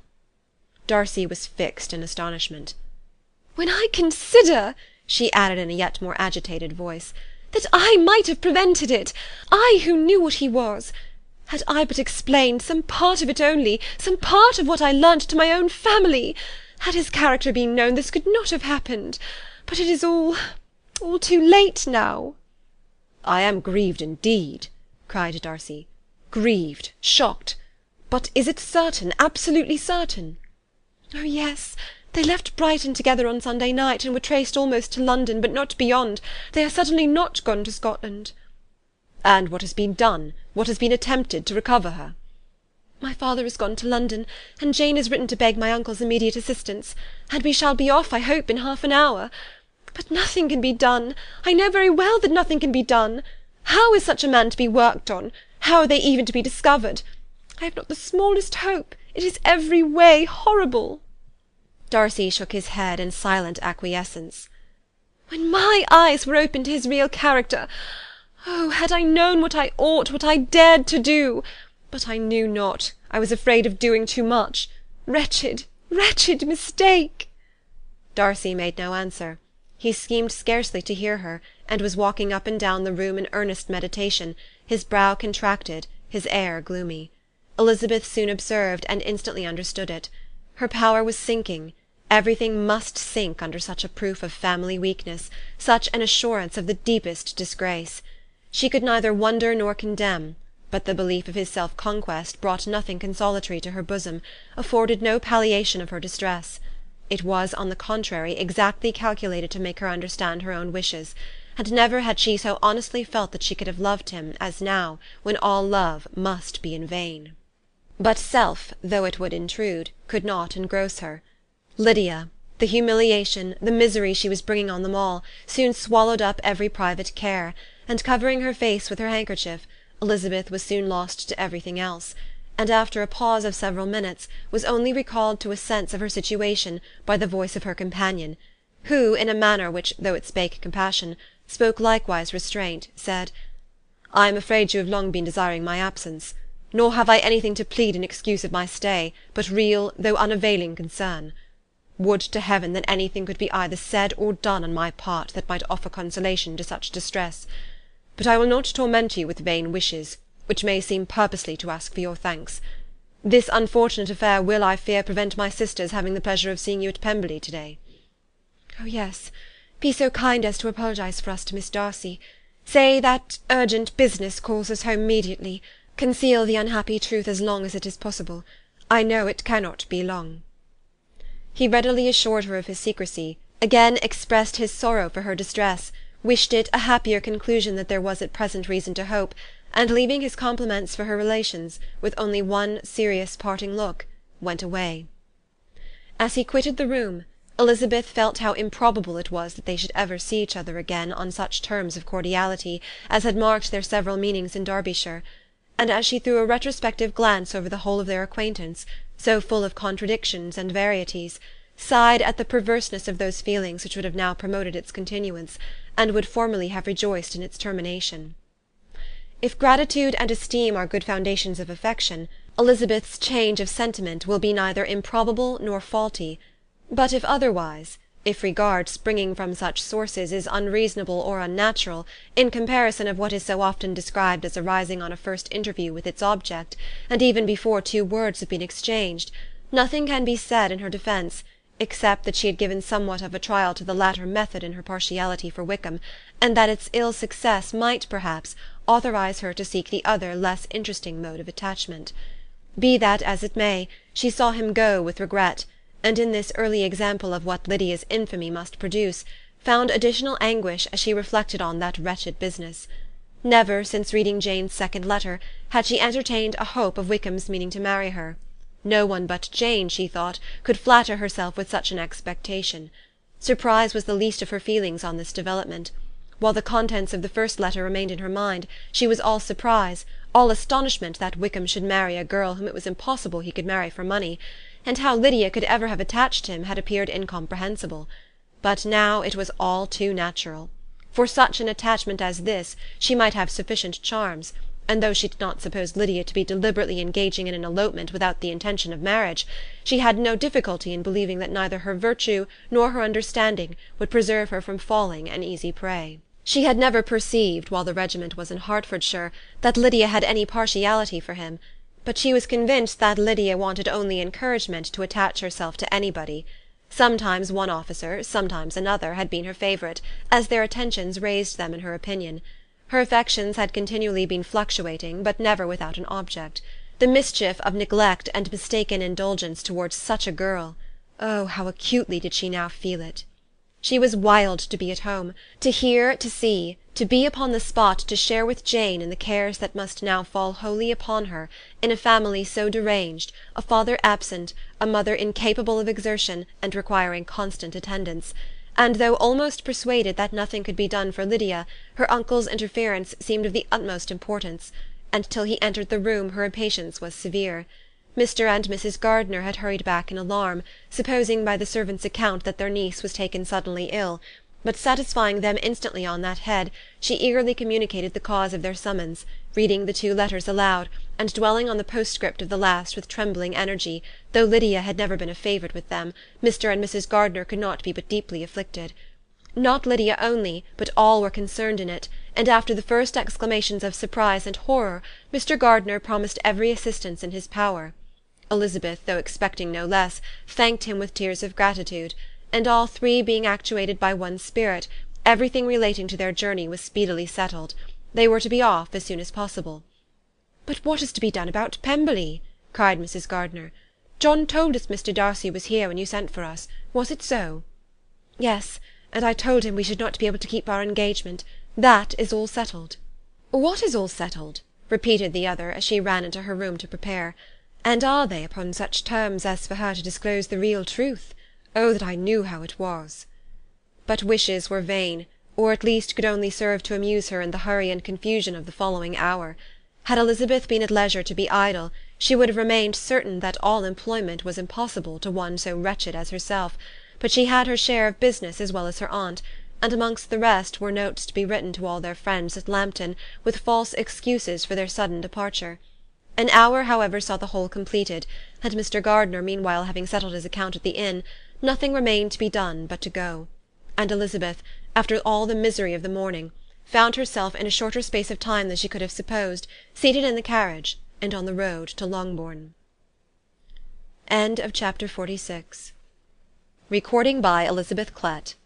Pride and Prejudice by Jane Austen. Chapter 47. "I have been thinking it over again, Elizabeth," said her uncle as they drove from the town, "and really, upon serious consideration, I am much more inclined than I was to judge as your eldest sister does on the matter. It appears to me so very unlikely that any young man should form such a design against a girl who is by no means unprotected or friendless, and who is actually staying in his colonel's family, that I am strongly inclined to hope the best. Could he expect that her friends would not step forward? Could he expect to be noticed again by the regiment after such an affront to Colonel Forster? His temptation is not adequate to the risk." "Do you really think so?" cried Elizabeth, brightening up for a moment. "Upon my word," said Mrs. Gardiner, "I begin to be of your uncle's opinion. It is really too great a violation of decency, honour, and interest, for him to be guilty of. I cannot think so very ill of Wickham. Can you yourself, Lizzie, so wholly give him up, as to believe him capable of it?" "Not, perhaps, of neglecting his own interest, but of every other neglect I can believe him capable, if indeed it should be so. But I dare not hope it. Why should they not go on to Scotland, if that had been the case?" "In the first place," replied Mr. Gardiner, "there is no absolute proof that they are not gone to Scotland." "Oh, but their removing from the chaise into a hackney coach is such a presumption, and besides, no traces of them were to be found on the Barnet road." "Well then, supposing them to be in London, they may be there, though for the purpose of concealment, for no more exceptional purpose. It is not likely that money should be very abundant on either side, and it might strike them that they could be more economically, though less expeditiously, married in London than in Scotland." "But why all this secrecy? Why any fear of detection? Why must their marriage be private? Oh, no, no, this is not likely. His most particular friend, you see, by Jane's account, was persuaded of his never intending to marry her. Wickham will never marry a woman without some money. He cannot afford it. And what claims has Lydia? What attraction has she beyond youth, health, and good humour that could make him, for her sake, forego every chance of benefiting himself by marrying well? As to what restraint the apprehensions of disgrace in the corps might throw on a dishonourable elopement with her, I am not able to judge, for I know nothing of the effects that such a step might produce. But as to your other objection, I am afraid it will hardly hold good. Lydia has no brothers to step forward, and he might imagine from my father's behaviour, from his indolence and the little attention he has ever seemed to give to what was going forward in his family, that he would do as little, and think as little about it, as any father could do in such a matter." "But can you think that Lydia is so lost to everything but love of him, as to consent to live with him on any terms other than marriage?" "It does seem, and it is most shocking indeed," replied Elizabeth with tears in her eyes, "that a sister's sense of decency and virtue in such a point could admit of doubt. But really I know not what to say. Perhaps I am not doing her justice. But she is very young. She has never been taught to think on serious subjects, and for the last half year, nay, for a 12-month, She has been given up to nothing but amusement and vanity. She has been allowed to dispose of her time in the most idle and frivolous manner, and to adopt any opinions that came in her way. Since the Blankshire were first quartered in Meryton, nothing but love, flirtation, and offices have been in her head. She has been doing everything in her power, by thinking and talking on the subject, to give greater, what shall I call it, susceptibility to her feelings, which are naturally lively enough. And we all know that Wickham has every charm of person and address that can captivate a woman. But you see that Jane, said her aunt, does not think so very ill of Wickham as to believe him capable of the attempt. Of whom does Jane ever think ill? And who is there, whatever might be their former conduct, that she would think capable of such an attempt, till it were proved against them? But Jane knows, as well as I do, what Wickham really is. We both know that he has been profligate in every sense of the word, that he has neither integrity nor honour, that he is as false and deceitful as he is insinuating. And do you really know all this? cried Mrs. Gardiner, whose curiosity as to the mode of her intelligence was all alive. I do indeed, replied Elizabeth, colouring. I told you the other day of his infamous behaviour to Mr. Darcy, and you yourself, when last at Longbourn, heard in what manner he spoke of the man who had behaved with such forbearance and liberality towards him. And there are other circumstances which I am not at liberty, which it is not worth while to relate, but his lies about the whole Pemberley family are endless. From what he said of Miss Darcy, I was thoroughly prepared to see a proud, reserved, disagreeable girl. Yet he knew to the contrary himself. He must know that she was as amiable and unpretending as we have found her. But does Lydia know nothing of this? Can she be as ignorant of what you and Jane seem so well to understand? Oh, yes, that is the worst of it all. Till I was in Kent, and saw so much both of Mr. Darcy and his relation Colonel Fitzwilliam, I was ignorant of the truth myself. And when I returned home, the Blankshire was to leave Meryton a week or fortnight's time. As that was the case, neither Jane, to whom I related the whole, nor I thought it necessary to make our knowledge public. For of what use could it apparently be to any one, that the good opinion which all the neighbourhood had of him should then be overthrown? And even when it was settled that Lydia should go with Mrs. Forster, the necessity of opening her eyes to his character never occurred to me. That she could be in any danger from the deception never entered my head.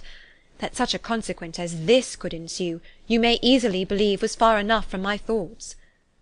When they all removed to Brighton, therefore, you had no reason, I suppose, to believe them fond of each other? Not the slightest.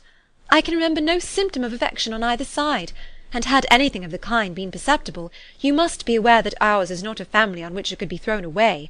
When first he entered the corps, she was ready enough to admire him, but so we all were. Every girl in or near Meryton was out of her senses about him for the first 2 months, but he never distinguished her by any particular attention, and consequently, after a moderate period of extravagant and wild admiration, her fancy for him gave way, and others of the regiment, who treated her with more distinction, again became her favourites. It may be easily believed that however little of novelty could be added to their fears, hopes, and conjectures on this interesting subject by its repeated discussion, no other could detain them from it long, during the whole of the journey.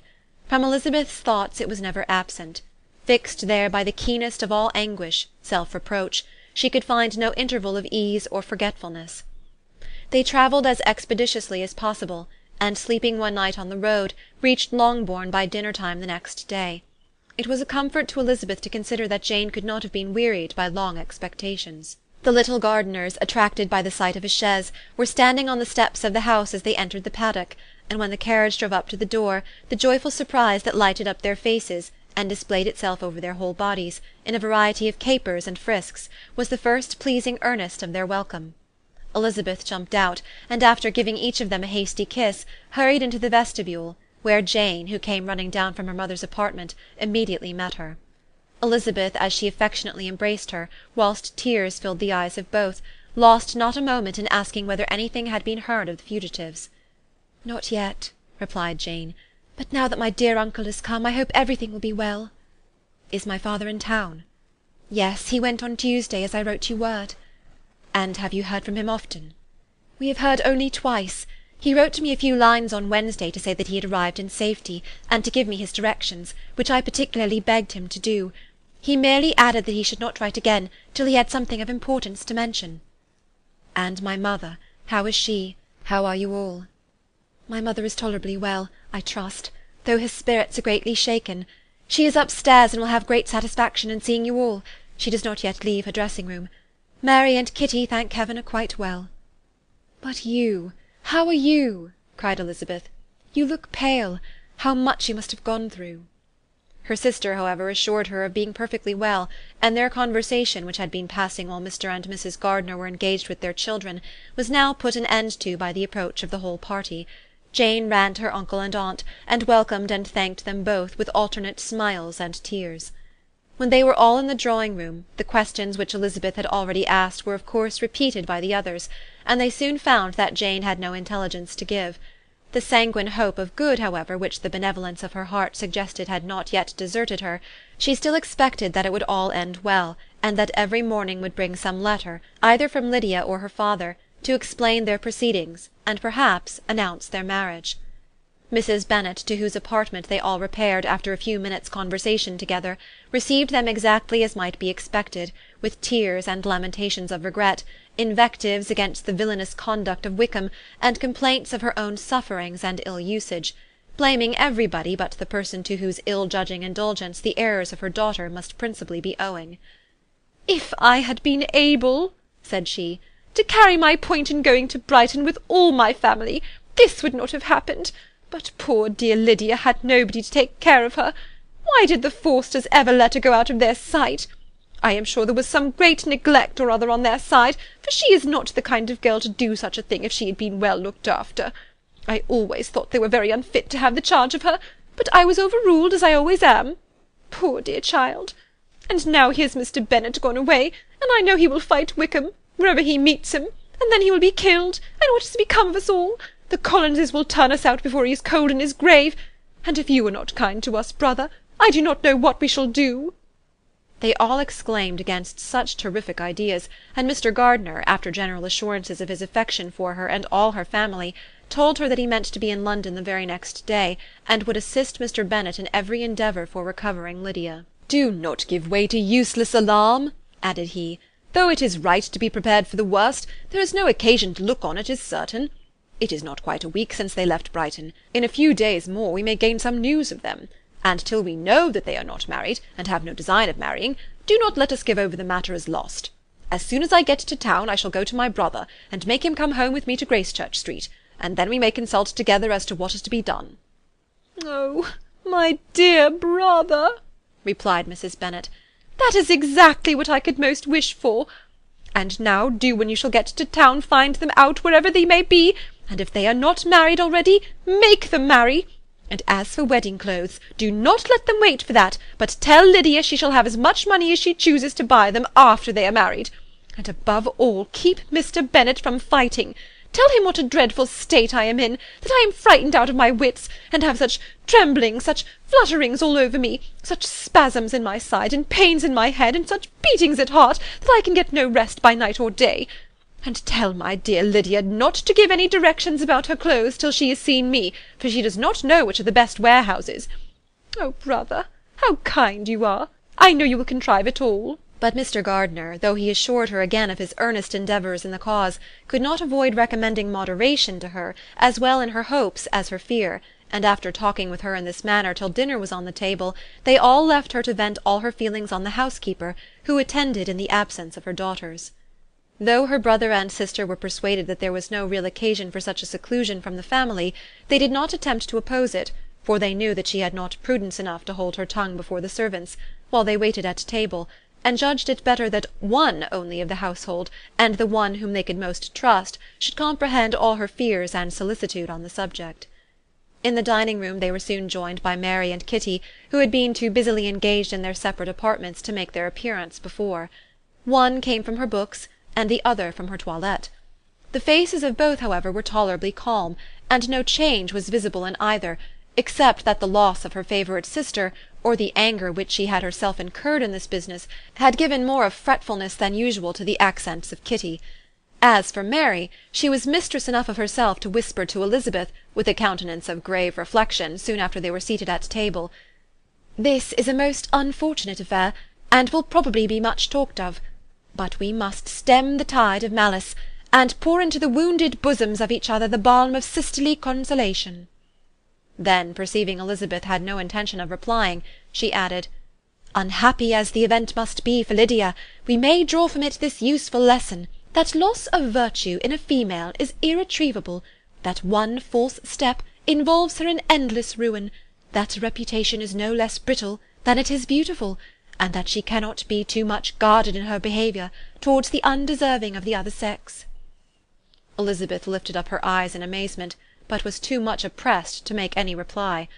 Mary, however, continued to console herself with such kind of moral extractions from the evil before them. In the afternoon, the two elder Miss Bennets were able to be for a half-hour by themselves, and Elizabeth instantly availed herself of the opportunity of making any inquiries which Jane was equally eager to satisfy. After joining in general lamentations over the dreadful sequel of this event, which Elizabeth considered as all but certain, and Miss Bennet could not assert to be wholly impossible, the former continued the subject by saying, "But tell me all and everything about it which I have not already heard.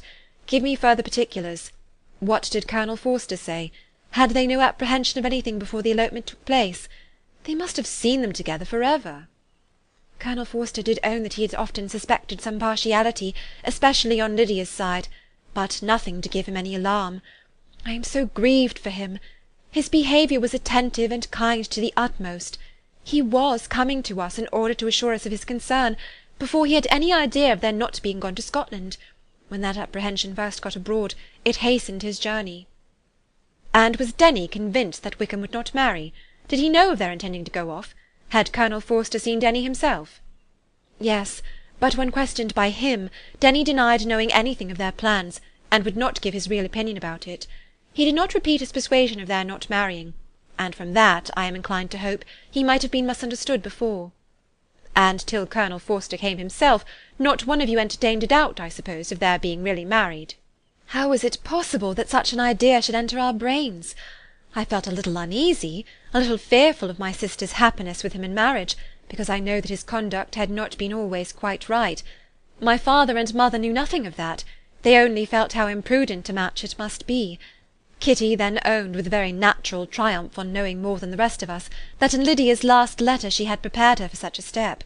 She had known, it seems, of their being in love with each other many weeks." "But not before they went to Brighton?" "No, I believe not." "And did Colonel Forster appear to think well of Wickham himself? Does he know his real character?" "I must confess that he did not speak so well of Wickham as he formerly did. He believed him to be imprudent and extravagant. And since this sad affair has taken place, it is said that he left Meryton greatly in debt, but I hope this may be false. Oh, Jane, had we been less secret, had we told what we knew of him, this could not have happened." "Perhaps it would have been better," replied her sister, "but to expose the former faults of any person without knowing what their present feelings were seemed unjustifiable. We acted with the best intentions." "Could Colonel Forster repeat the particulars of Lydia's note to his wife?" "He brought it with him for us to see." Jane then took it from her pocket-book, and gave it to Lydia. These were the contents. "My dearest Harriet, you will laugh when you know where I am gone, and I cannot help laughing myself at your surprise to-morrow morning, as soon as I am missed. I am going to Gretna Green, and if you cannot guess with who, I shall think you a simpleton, for there is but one man in the world I love, and he is an angel. I should never be happy without him, so think it no harm to be off. You need not send them word at Longbourn of my going if you do not like it, for it will make the surprise the greater when I write to them and sign my name Lydia Wickham. What a good joke it will be! I can hardly write for laughing. Pray make my excuses to Pratt for not keeping my engagement and dancing with him to-night. Tell him I hope he will excuse me when he knows all, and tell him I will dance with him at the next ball we meet with great pleasure. I shall send for my clothes when I get to Longbourn, but I wish you would tell Sally to mend a great slit in my worked muslin gown before they are packed up. Good-bye. Give my love to Colonel Forster. I hope you will drink to our good journey. Your affectionate friend, Lydia Bennet." "Oh, thoughtless, thoughtless Lydia!" cried Elizabeth when she had finished it. "What a letter is this, to be written at such a moment! But at least it shows that she was serious on the subject of their journey. Whatever he might afterwards persuade her to, it was not on her side a scheme of infamy. My poor father, how he must have felt it! I never saw anyone so shocked. He could not speak a word for full 10 minutes. My mother was taken ill immediately, and the whole house in such confusion." "Oh, Jane," cried Elizabeth, "was there a servant belonging to it who did not know the whole story before the end of the day?" "I do not know. I hope there was. But to be guarded at such a time is very difficult. My mother was in hysterics, and though I endeavoured to give her every assistance in my power, I am afraid I did not do so much as I might have done. But the horror of what might possibly happen almost took from me my faculties. Your attendance upon her has been too much for you. You do not look well. Oh, that I had been with you! You have had every care and anxiety upon yourself alone." "Mary and Kitty have been very kind, and would have shared in every fatigue, I am sure, but I did not think it right for either of them. Kitty is slight and delicate, and Mary studies so much that her hours of repose should not be broken in on. My Aunt Phillips came to Longbourn on Tuesday after my father went away, and was so good as to stay till Thursday with me. She was of great use and comfort to us all. And Lady Lucas has been very kind. She walked here on Wednesday morning to condole with us, and offered her services, or any of her daughters, if they should be of any use to us." "She had better have stayed at home," cried Elizabeth. "Perhaps she meant well, but under such a misfortune as this, one cannot see too little of one's neighbours. Assistance is impossible, condolence insufferable. Let them triumph over us at a distance, and be satisfied." She then proceeded to inquire into the measures which her father had intended to pursue while in town for the recovery of his daughter. "He meant, I believe," replied Jane, "to go to Epsom, the place where they last changed horses, see the postillions, and try if anything could be made out from them. His principal object must be to discover the number of the hackney coach which took them from Clapham. It had come with a fare from London, and as he thought that the circumstance of a gentleman and ladies removing from one carriage into another might be remarked, he meant to make inquiries at Clapham. If he could anyhow discover at what house the coachman had before set down his fare, he determined to make inquiries there, and hoped it might not be impossible to find out the stand and number of the coach. I do not know of any other designs that he had formed, but he was in such a hurry to be gone, and his spirits so greatly discomposed, that I had difficulty in finding out even so much as this. End of Chapter 47. Recording by Elizabeth Klett. Pride and Prejudice, by Jane Austen. Chapter 48. The whole party were in hopes of a letter from Mr. Bennet the next morning, but the post came in without bringing a single line from him. His family knew him to be, on all common occasions, a most negligent and dilatory correspondent, but at such a time they had hoped for exertion. They were forced to conclude that he had no pleasing intelligence to send, but even of that they would have been glad to be certain. Mr. Gardiner had waited only for the letters before he set off. When he was gone, they were certain at least of receiving constant information of what was going on, and their uncle promised, at parting, to prevail on Mr. Bennet to return to Longbourn, as soon as he could, to the great consolation of his sister, who considered it as the only security for her husband's not being killed in a duel. Mrs. Gardiner and the children were to remain in Hertfordshire a few days longer, as the former thought her presence might be serviceable to her nieces. She shared in their attendance on Mrs. Bennet, and was a great comfort to them in their hours of freedom. Their other aunt also visited them frequently, and as always, as she said, with the design of cheering and heartening them up, though, as she never came without reporting some fresh instance of Wickham's extravagance or irregularity, she seldom went away without leaving them more dispirited than she found them. All Meryton seemed striving to blacken the man who, but 3 months before, had been almost an angel of light. He was declared to be in debt to every tradesman in the place, and his intrigues, all honoured with the title of seduction, had been extended into every tradesman's family. Everybody declared that he was the wickedest young man in the world, and everybody began to find out that they had always distrusted the appearance of his goodness. Elizabeth, though she did not credit above half of what was said, believed enough to make her former assurance of her sister's ruin more certain, and even Jane, who believed still less of it, became almost hopeless, more especially as the time was now come when, if they had gone to Scotland, which she had never before entirely despaired of, they must in all probability have gained some news of them. Mr. Gardiner left Longbourn on Sunday. On Tuesday his wife received a letter from him. It told them that, on his arrival, he had immediately found out his brother, and persuaded him to come to Gracechurch Street; that Mr. Bennet had been to Epsom and Clapham before his arrival, but without gaining any satisfactory information; and that he was now determined to inquire at all the principal hotels in town, as Mr. Bennet thought it possible that they might have gone to one of them, on their first coming to London, before they procured lodgings. Mr. Gardiner himself did not expect any success from this measure, but as his brother was eager in it, he meant to assist him in pursuing it. He added that Mr. Bennet seemed wholly disinclined at present to leave London, and promised to write again very soon. There was also a postscript to this effect. "I have written to Colonel Forster to desire him to find out, if possible, from some of the young man's intimates in the regiment, whether Wickham has any relations or connections who would be likely to know in what part of town he has now concealed himself. If there were any one that one could apply to with a probability of gaining such a clue as that, it might be of essential consequence. At present we have nothing to guide us. Colonel Forster will, I dare say, do everything in his power to satisfy us on this head. But on second thoughts, perhaps, Lizzie could tell us what relations he has now living better than any other person." Elizabeth was at no loss to understand from whence this deference to her authority proceeded, but it was not in her power to give any information of so satisfactory a nature as the compliment deserved. She had never heard of his having had any relations, except a father and a mother, both of whom had been dead many years.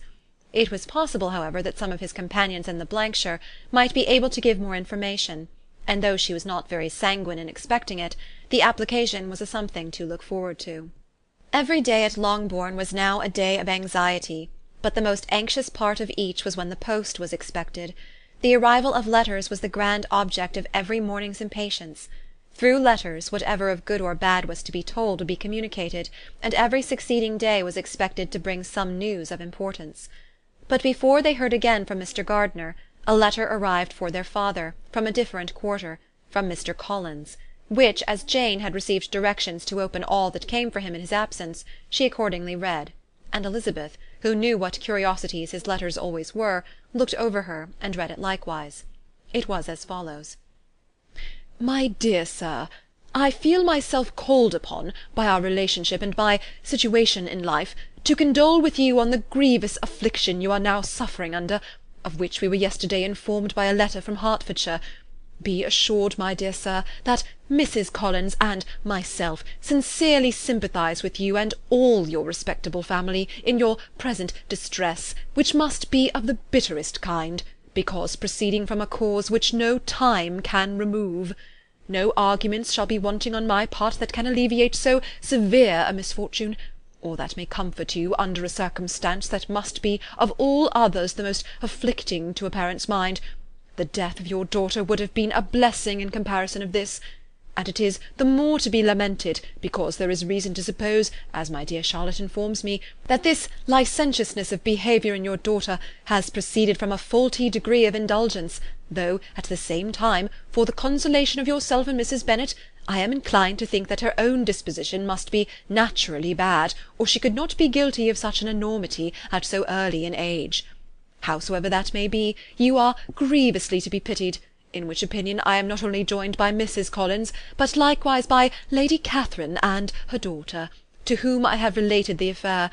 They agree with me in apprehending that this false step in one daughter will be injurious to the fortunes of all the others, for who, as Lady Catherine herself condescendingly says, will connect themselves with such a family.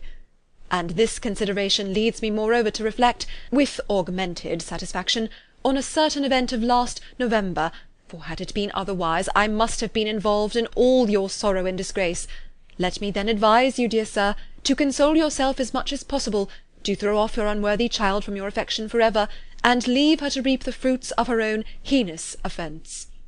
I am, dear Sir, etc., etc."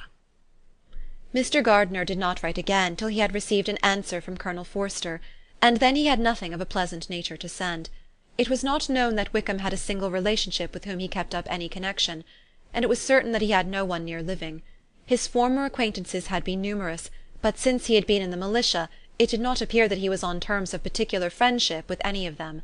There was no one, therefore, who could be pointed out as likely to give any news of him, and in the wretched state of his own finances there was a very powerful motive for secrecy, in addition to his fear of discovery by Lydia's relations, for it had just transpired that he had left gaming debts behind him to a very considerable amount.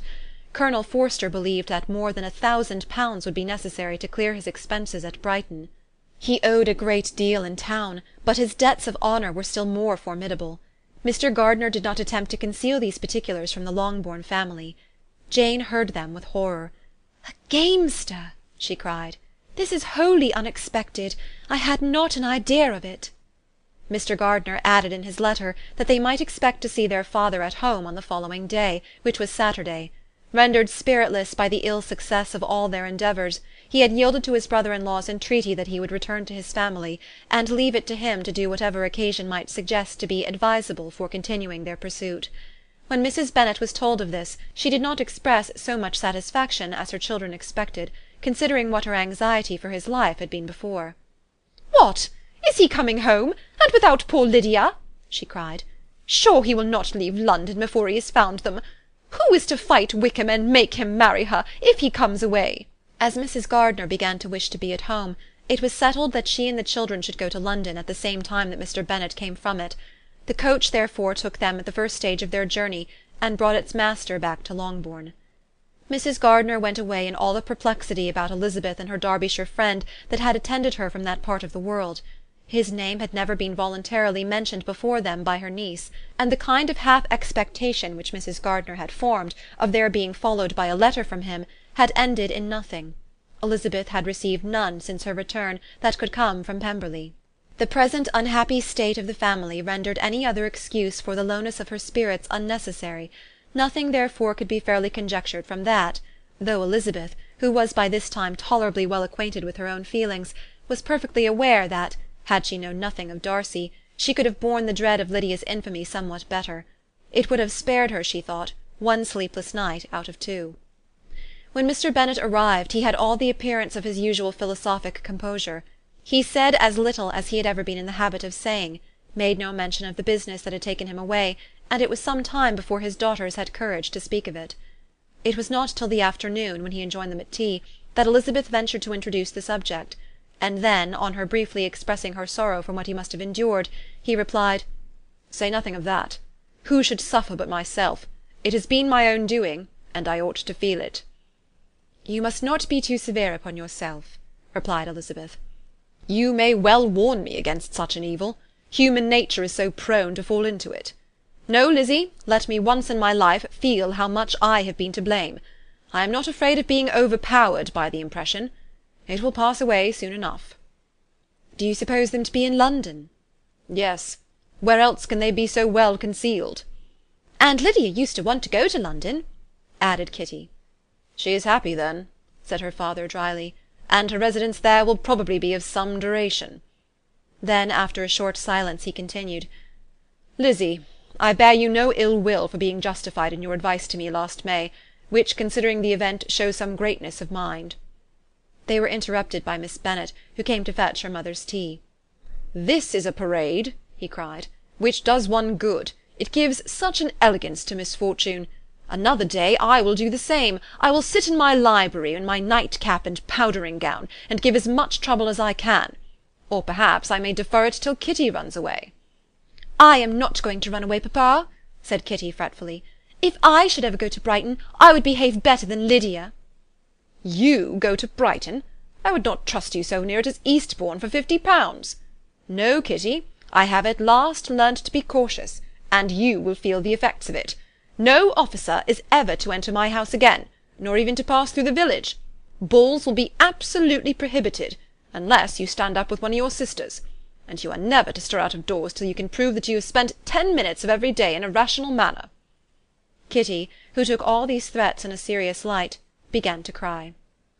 "Well, well," said he, "do not make yourself unhappy. If you are a good girl for the next 10 years, I will take you to a review at the end of them." End of Chapter 48. Pride and Prejudice by Jane Austen. Chapter 49. 2 days after Mr. Bennet's return, as Jane and Elizabeth were walking together in the shrubbery behind the house, they saw the housekeeper coming towards them, and concluding that she came to call them to their mother, went forward to meet her, but instead of the expected summons when they approached her, she said to Miss Bennet, "I beg your pardon, madam, for interrupting you, but I was in hopes that you might have had some good news from town, so I took the liberty of coming to ask." "What do you mean, Hill? We have heard nothing from town." "Dear madam," cried Mrs. Hill in great astonishment, "don't you know there is an express come for master for Mr. Gardiner? He has been here this half-hour, and master has had a letter." Away ran the girls, too eager to get in to have time for speech. They ran through the vestibule into the breakfast-room, from thence to the library, Their father was in neither, and they were on the point of seeking him upstairs with their mother, when they were met by the butler, who said, "If you are looking for my master, ma'am, he is walking towards the little copse." Upon this information, they instantly passed through the hall once more, and ran across the lawn after their father, who was deliberately pursuing his way towards a small wood on one side of the paddock. Jane, who was not so light nor so much in the habit of running as Elizabeth, soon lagged behind, while her sister, panting for breath, came up with him and eagerly cried out, "Oh, papa, what news? What news? Have you heard from my uncle?"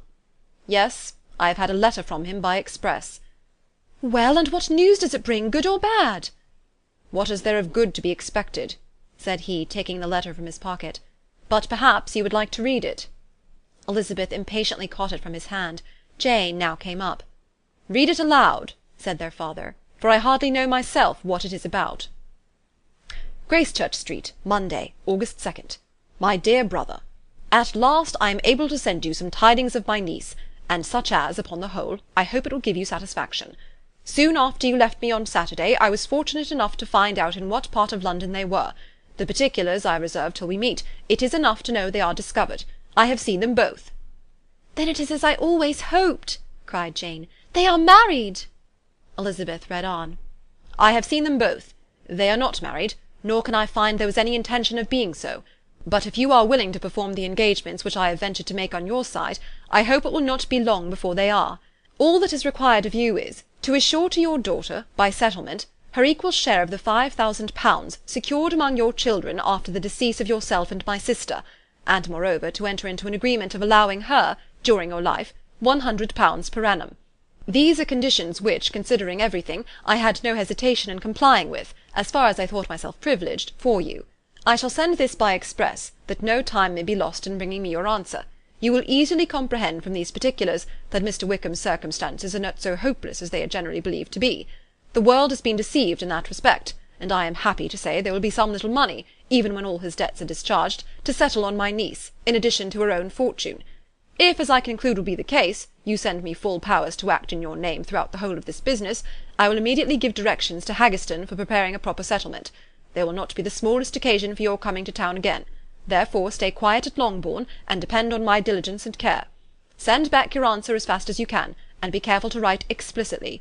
We have judged it best that my niece should be married from this house, of which I hope you will approve. She comes to us to-day. I shall write again as soon as anything more is determined on. Yours, etc., Edward Gardiner. "Is it possible?" cried Elizabeth when she had finished. "Can it be possible that he will marry her?" "Wickham is not so undeserving then as we had thought him," said her sister. "My dear father, I congratulate you." "And have you answered the letter?" cried Elizabeth. "No, but it must be done soon." Most earnestly did she then entreat him to lose no more time before he wrote. "Oh, my dear father," she cried, "come back and write immediately. Consider how important every moment is in such a case." "Let me write for you," said Jane, "if you dislike the trouble yourself." "I dislike it very much," he replied, "but it must be done." And so saying, he turned back with them and walked towards the house. "And may I ask," asked Elizabeth, "but the terms, I suppose, must be complied with." "Complied with? I am only ashamed of his asking so little." "And they must marry. Yet he is such a man." "Yes, yes, they must marry. There is nothing else to be done. But there are two things that I want very much to know. One is, how much money your uncle has laid down to bring it about, and the other, how am I ever to pay him?" "Money? My uncle?" cried Jane. "What do you mean, sir?"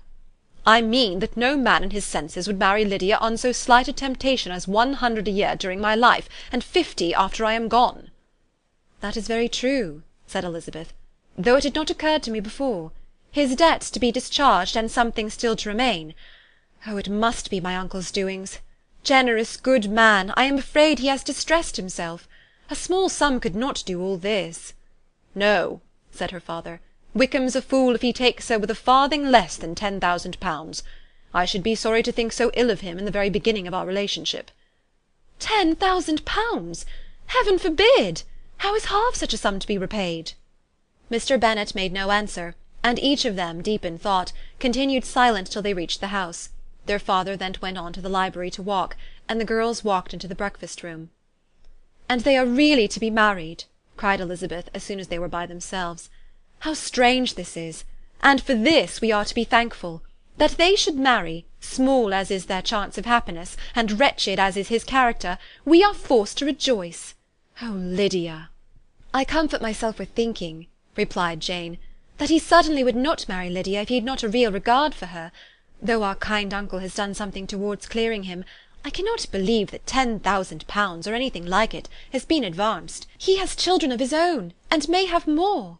How could he spare half £10,000? "If he were ever able to learn what Wickham's debts have been," said Elizabeth, "and how much is settled on his side on our sister, we shall exactly know what Mr. Gardiner has done for them, because Wickham has not a sixpence of his own. The kindness of my uncle and aunt can never be requited. Their taking her home, and affording her their personal protection and countenance, is such a sacrifice to her advantage as years of gratitude cannot enough acknowledge.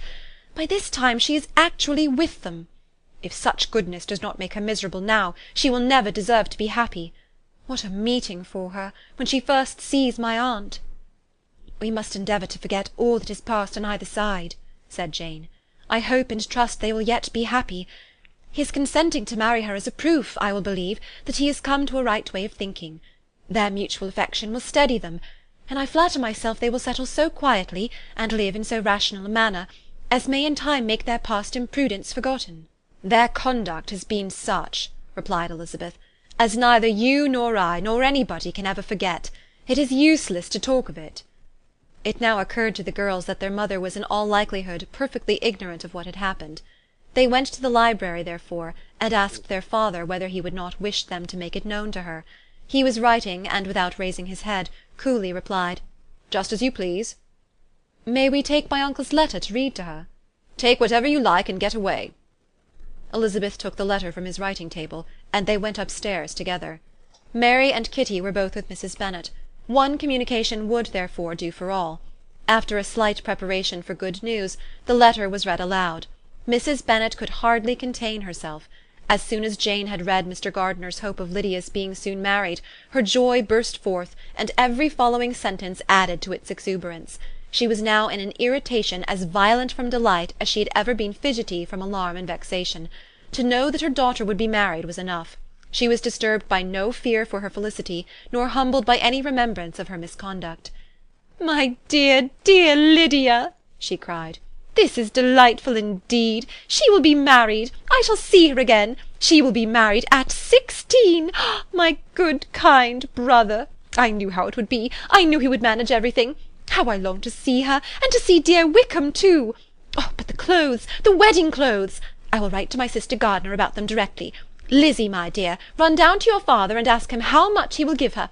Oh, stay, I will go myself. Ring the bell, Kitty, for Hill. I will put on my things in a moment. My dear, dear Lydia, how merry we shall be together when we meet!" Her eldest daughter endeavoured to give some relief to the violence of these transports by leading her thoughts to the obligations which Mr. Gardiner's behaviour laid them all under. "For we must attribute this happy conclusion," she added, "in a great measure to his kindness. We are persuaded that he has pledged himself to assist Mr. Wickham with money."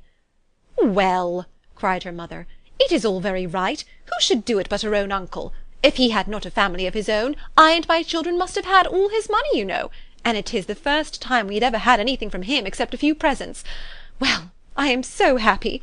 In a short time I shall have a daughter married. Mrs. Wickham! How well it sounds! And she was only 16 last June. My dear Jane, I am in such a flutter that I am sure I can't write, so I will dictate and you will write for me. We will settle with your father about the money afterwards, but the things should be ordered immediately." She was then proceeding to all the particulars of calico, muslin, and cambric, and would shortly have dictated some very plentiful orders, had not Jane, though with some difficulty, persuaded her to wait till her father was at leisure to be consulted. One day's delay, she observed, would be of small importance, and her mother was too happy to be quite so obstinate as usual. Other schemes, too, came into her head. "I will go to Meryton," said she, "as soon as I am dressed, and tell the good news to my sister Phillips. And as soon as I come back, I can call on Lady Lucas and Mrs. Long. Kitty, run down and order the carriage. An airing would do me a great deal of good, I am sure. Girls, can I do anything for you in Meryton? Oh, here comes Hill. My dear Hill, have you heard the good news? Miss Lydia is going to be married, and you shall all have a bowl of punch to make merry at her wedding." Mrs. Hill began instantly to express her joy. Elizabeth received her congratulations among the rest, and then, sick of this folly, took refuge in her own room, that she might think with freedom. Poor Lydia's situation must at best be bad enough, but that it was no worse she had need to be thankful. She felt it so, and though in looking forward neither rational happiness nor worldly prosperity could be justly expected for her sister, in looking back to what they had feared only 2 hours ago, she felt all the advantages of what they had gained. Chapter 49. Pride and Prejudice by Jane Austen. Chapter 50. Mr. Bennet had very often wished before this period of his life that, instead of spending his whole income, he had laid by an annual sum for the better provision of his children and of his wife, if she survived him. He now wished it more than ever. Had he done his duty in that respect, Lydia need not have been indebted to her uncle for whatever of honour or credit could now be purchased for her. The satisfaction of prevailing on one of the most worthless young men in Great Britain to be her husband might then have rested in its proper place. He was seriously concerned that a cause of so little advantage to any one should be forwarded at the sole expense of his brother-in-law, and he was determined, if possible, to find out the extent of his assistance, and to discharge the obligation as soon as he could. When first Mr. Bennet had married, economy was held to be perfectly useless, for of course they were to have a son. The son was to join in cutting off the entail as soon as he should be of age, and the widow and younger children would by that means be provided for. 5 daughters successively entered the world, but yet the son was to come, and Mrs. Bennet, for many years after Lydia's birth, had been certain that he would. This event had at last been despaired of, but it was then too late to be saving. Mrs. Bennet had no turn for economy, and her husband's love of independence had alone prevented their exceeding their income. £5,000 was settled by marriage articles on Mrs. Bennet and the children, but in what proportions it should be divided amongst the latter depended on the will of the parents. This was one point, with regard to Lydia at least, which was now to be settled, and Mr. Bennet could have no hesitation in acceding to the proposal before him. In terms of grateful acknowledgment for the kindness of his brother, though expressed most concisely, he then delivered on paper his perfect approbation of all that was done, and his willingness to fulfil the engagements that had been made for him. He had never before supposed that, could Wickham be prevailed on to marry his daughter, it would be done with so little inconvenience to himself as by the present arrangement. He would scarcely be £10 a year the loser by the 100 that was to be paid them. For what with her board and pocket allowance, and the continual presents and money which passed to her through her mother's hands, Lydia's expenses had been very little within that sum. That it would be done with such trifling exertion on his side too was another very welcome surprise, for his wish at present was to have as little trouble in the business as possible. When the first transports of rage which had produced his activity in seeking her were over, he naturally returned to all his former indolence.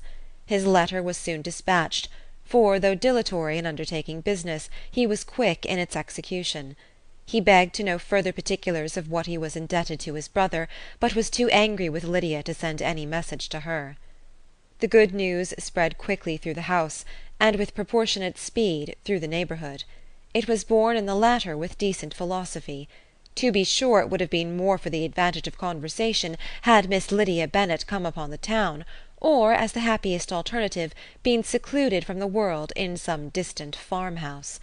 But there was much to be talked of in marrying her, and the good-natured wishes for her well-doing which had proceeded before from all the spiteful old ladies in Meryton lost but a little of their spirit in this change of circumstances, because with such a husband her misery was considered certain.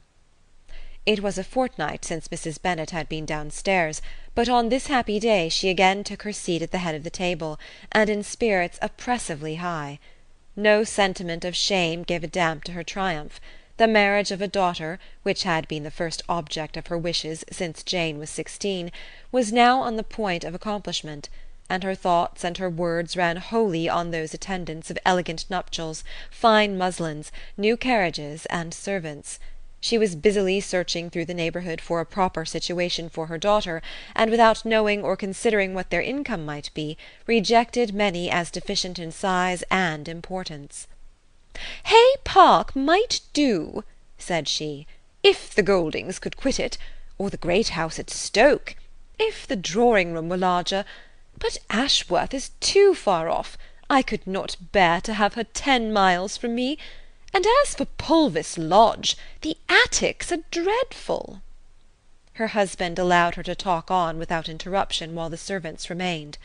But when they had withdrawn, he said to her, "Mrs. Bennet, before you take any or all of those houses for your son and daughter, let us come to a right understanding. Into one house in this neighbourhood they shall never have admittance. I will not encourage the impudence of either by receiving them at Longbourn." A long dispute followed this declaration, but Mr. Bennet was firm.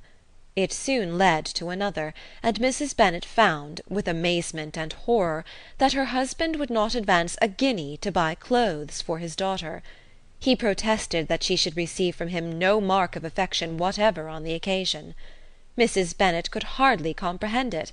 That his anger could be carried to such a point of inconceivable resentment as to refuse his daughter a privilege without which her marriage would scarcely seem valid, exceeded all she could believe possible.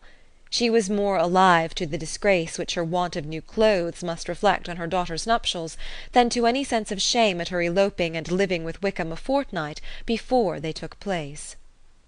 Elizabeth was now most heartily sorry that she had, from the distress of the moment, been led to make Mr. Darcy acquainted with their fears for her sister, for since her marriage would so shortly give the proper termination to the elopement, they might hope to conceal its unfavourable beginning from all those who were not immediately on the spot.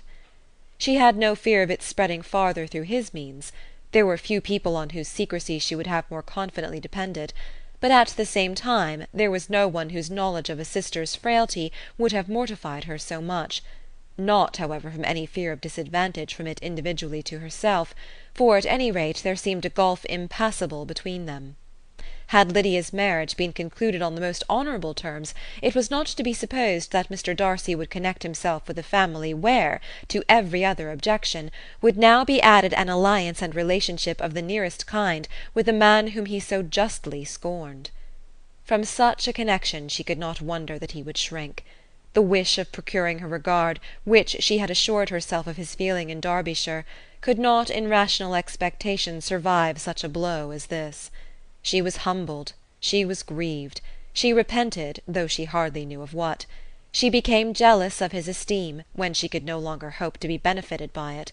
She wanted to hear of him, when there seemed the least chance of gaining intelligence. She was convinced that she could have been happy with him, when it was no longer likely they should meet. What a triumph for him, as she often thought, could he know that the proposals which she had proudly spurned only 4 months ago would now have been most gladly and gratefully received. He was as generous, she doubted not, as the most generous of his sex, but while he was mortal there must be a triumph. She began now to comprehend that he was exactly the man who, in disposition and talents, would most suit her. His understanding and temper, though unlike her own, would have answered all her wishes. It was an union that must have been to the advantage of both. By her ease and liveliness, his mind might have been softened, his manners improved, and from his judgment, information, and knowledge of the world, she must have received benefit of greater importance. But no such happy marriage could now teach the admiring multitude what connubial felicity really was. An union of a different tendency, and precluding the possibility of the other, was soon to be formed in their family. How Wickham and Lydia were to be supported in tolerable independence she could not imagine, but how little of permanent happiness could belong to a couple who were only brought together because their passions were stronger than their virtue she could easily conjecture. Mr. Gardiner soon wrote again to his brother. To Mr. Bennet's acknowledgments he briefly replied, with assurance of his eagerness to promote the welfare of any of his family, and concluded with entreaties that the subject might never be mentioned to him again.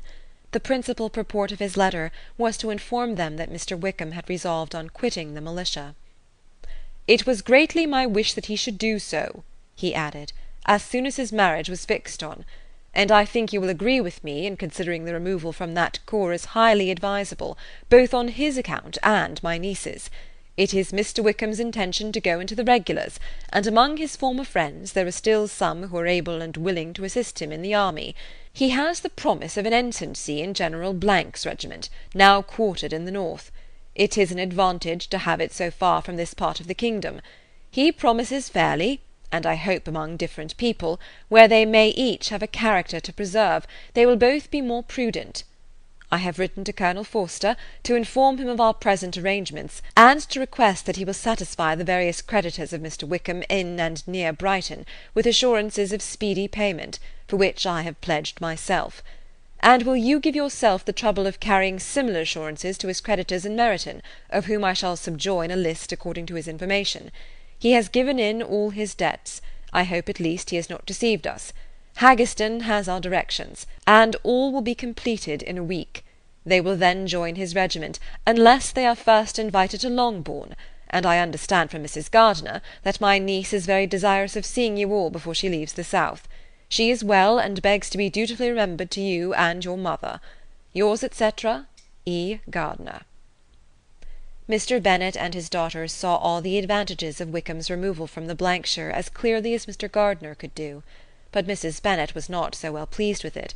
Lydia's being settled in the north, just when she had expected most pleasure and pride in her company, for she had by no means given up her plan of their residing in Hertfordshire, was a severe disappointment, and besides it was such a pity that Lydia should be taken from a regiment where she was acquainted with everybody, and had so many favourites. "She is so fond of Mrs. Forster," said she, "it will be quite shocking to send her away. And there are several of the young men, too, that she likes very much. The officers may not be so pleasant in General Blank's regiment." His daughter's request, for such it might be considered, of being admitted into her family again before she set off for the north, received at first an absolute negative.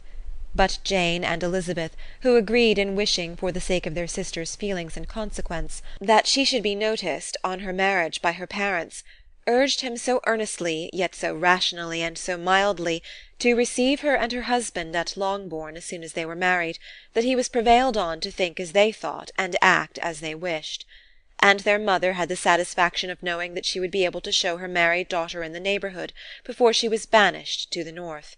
When Mr. Bennet wrote again to his brother, therefore, he sent his permission for them to come, and it was settled that as soon as the ceremony was over they should proceed to Longbourn.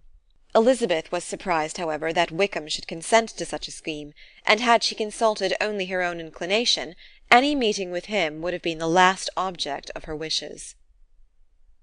Chapter 50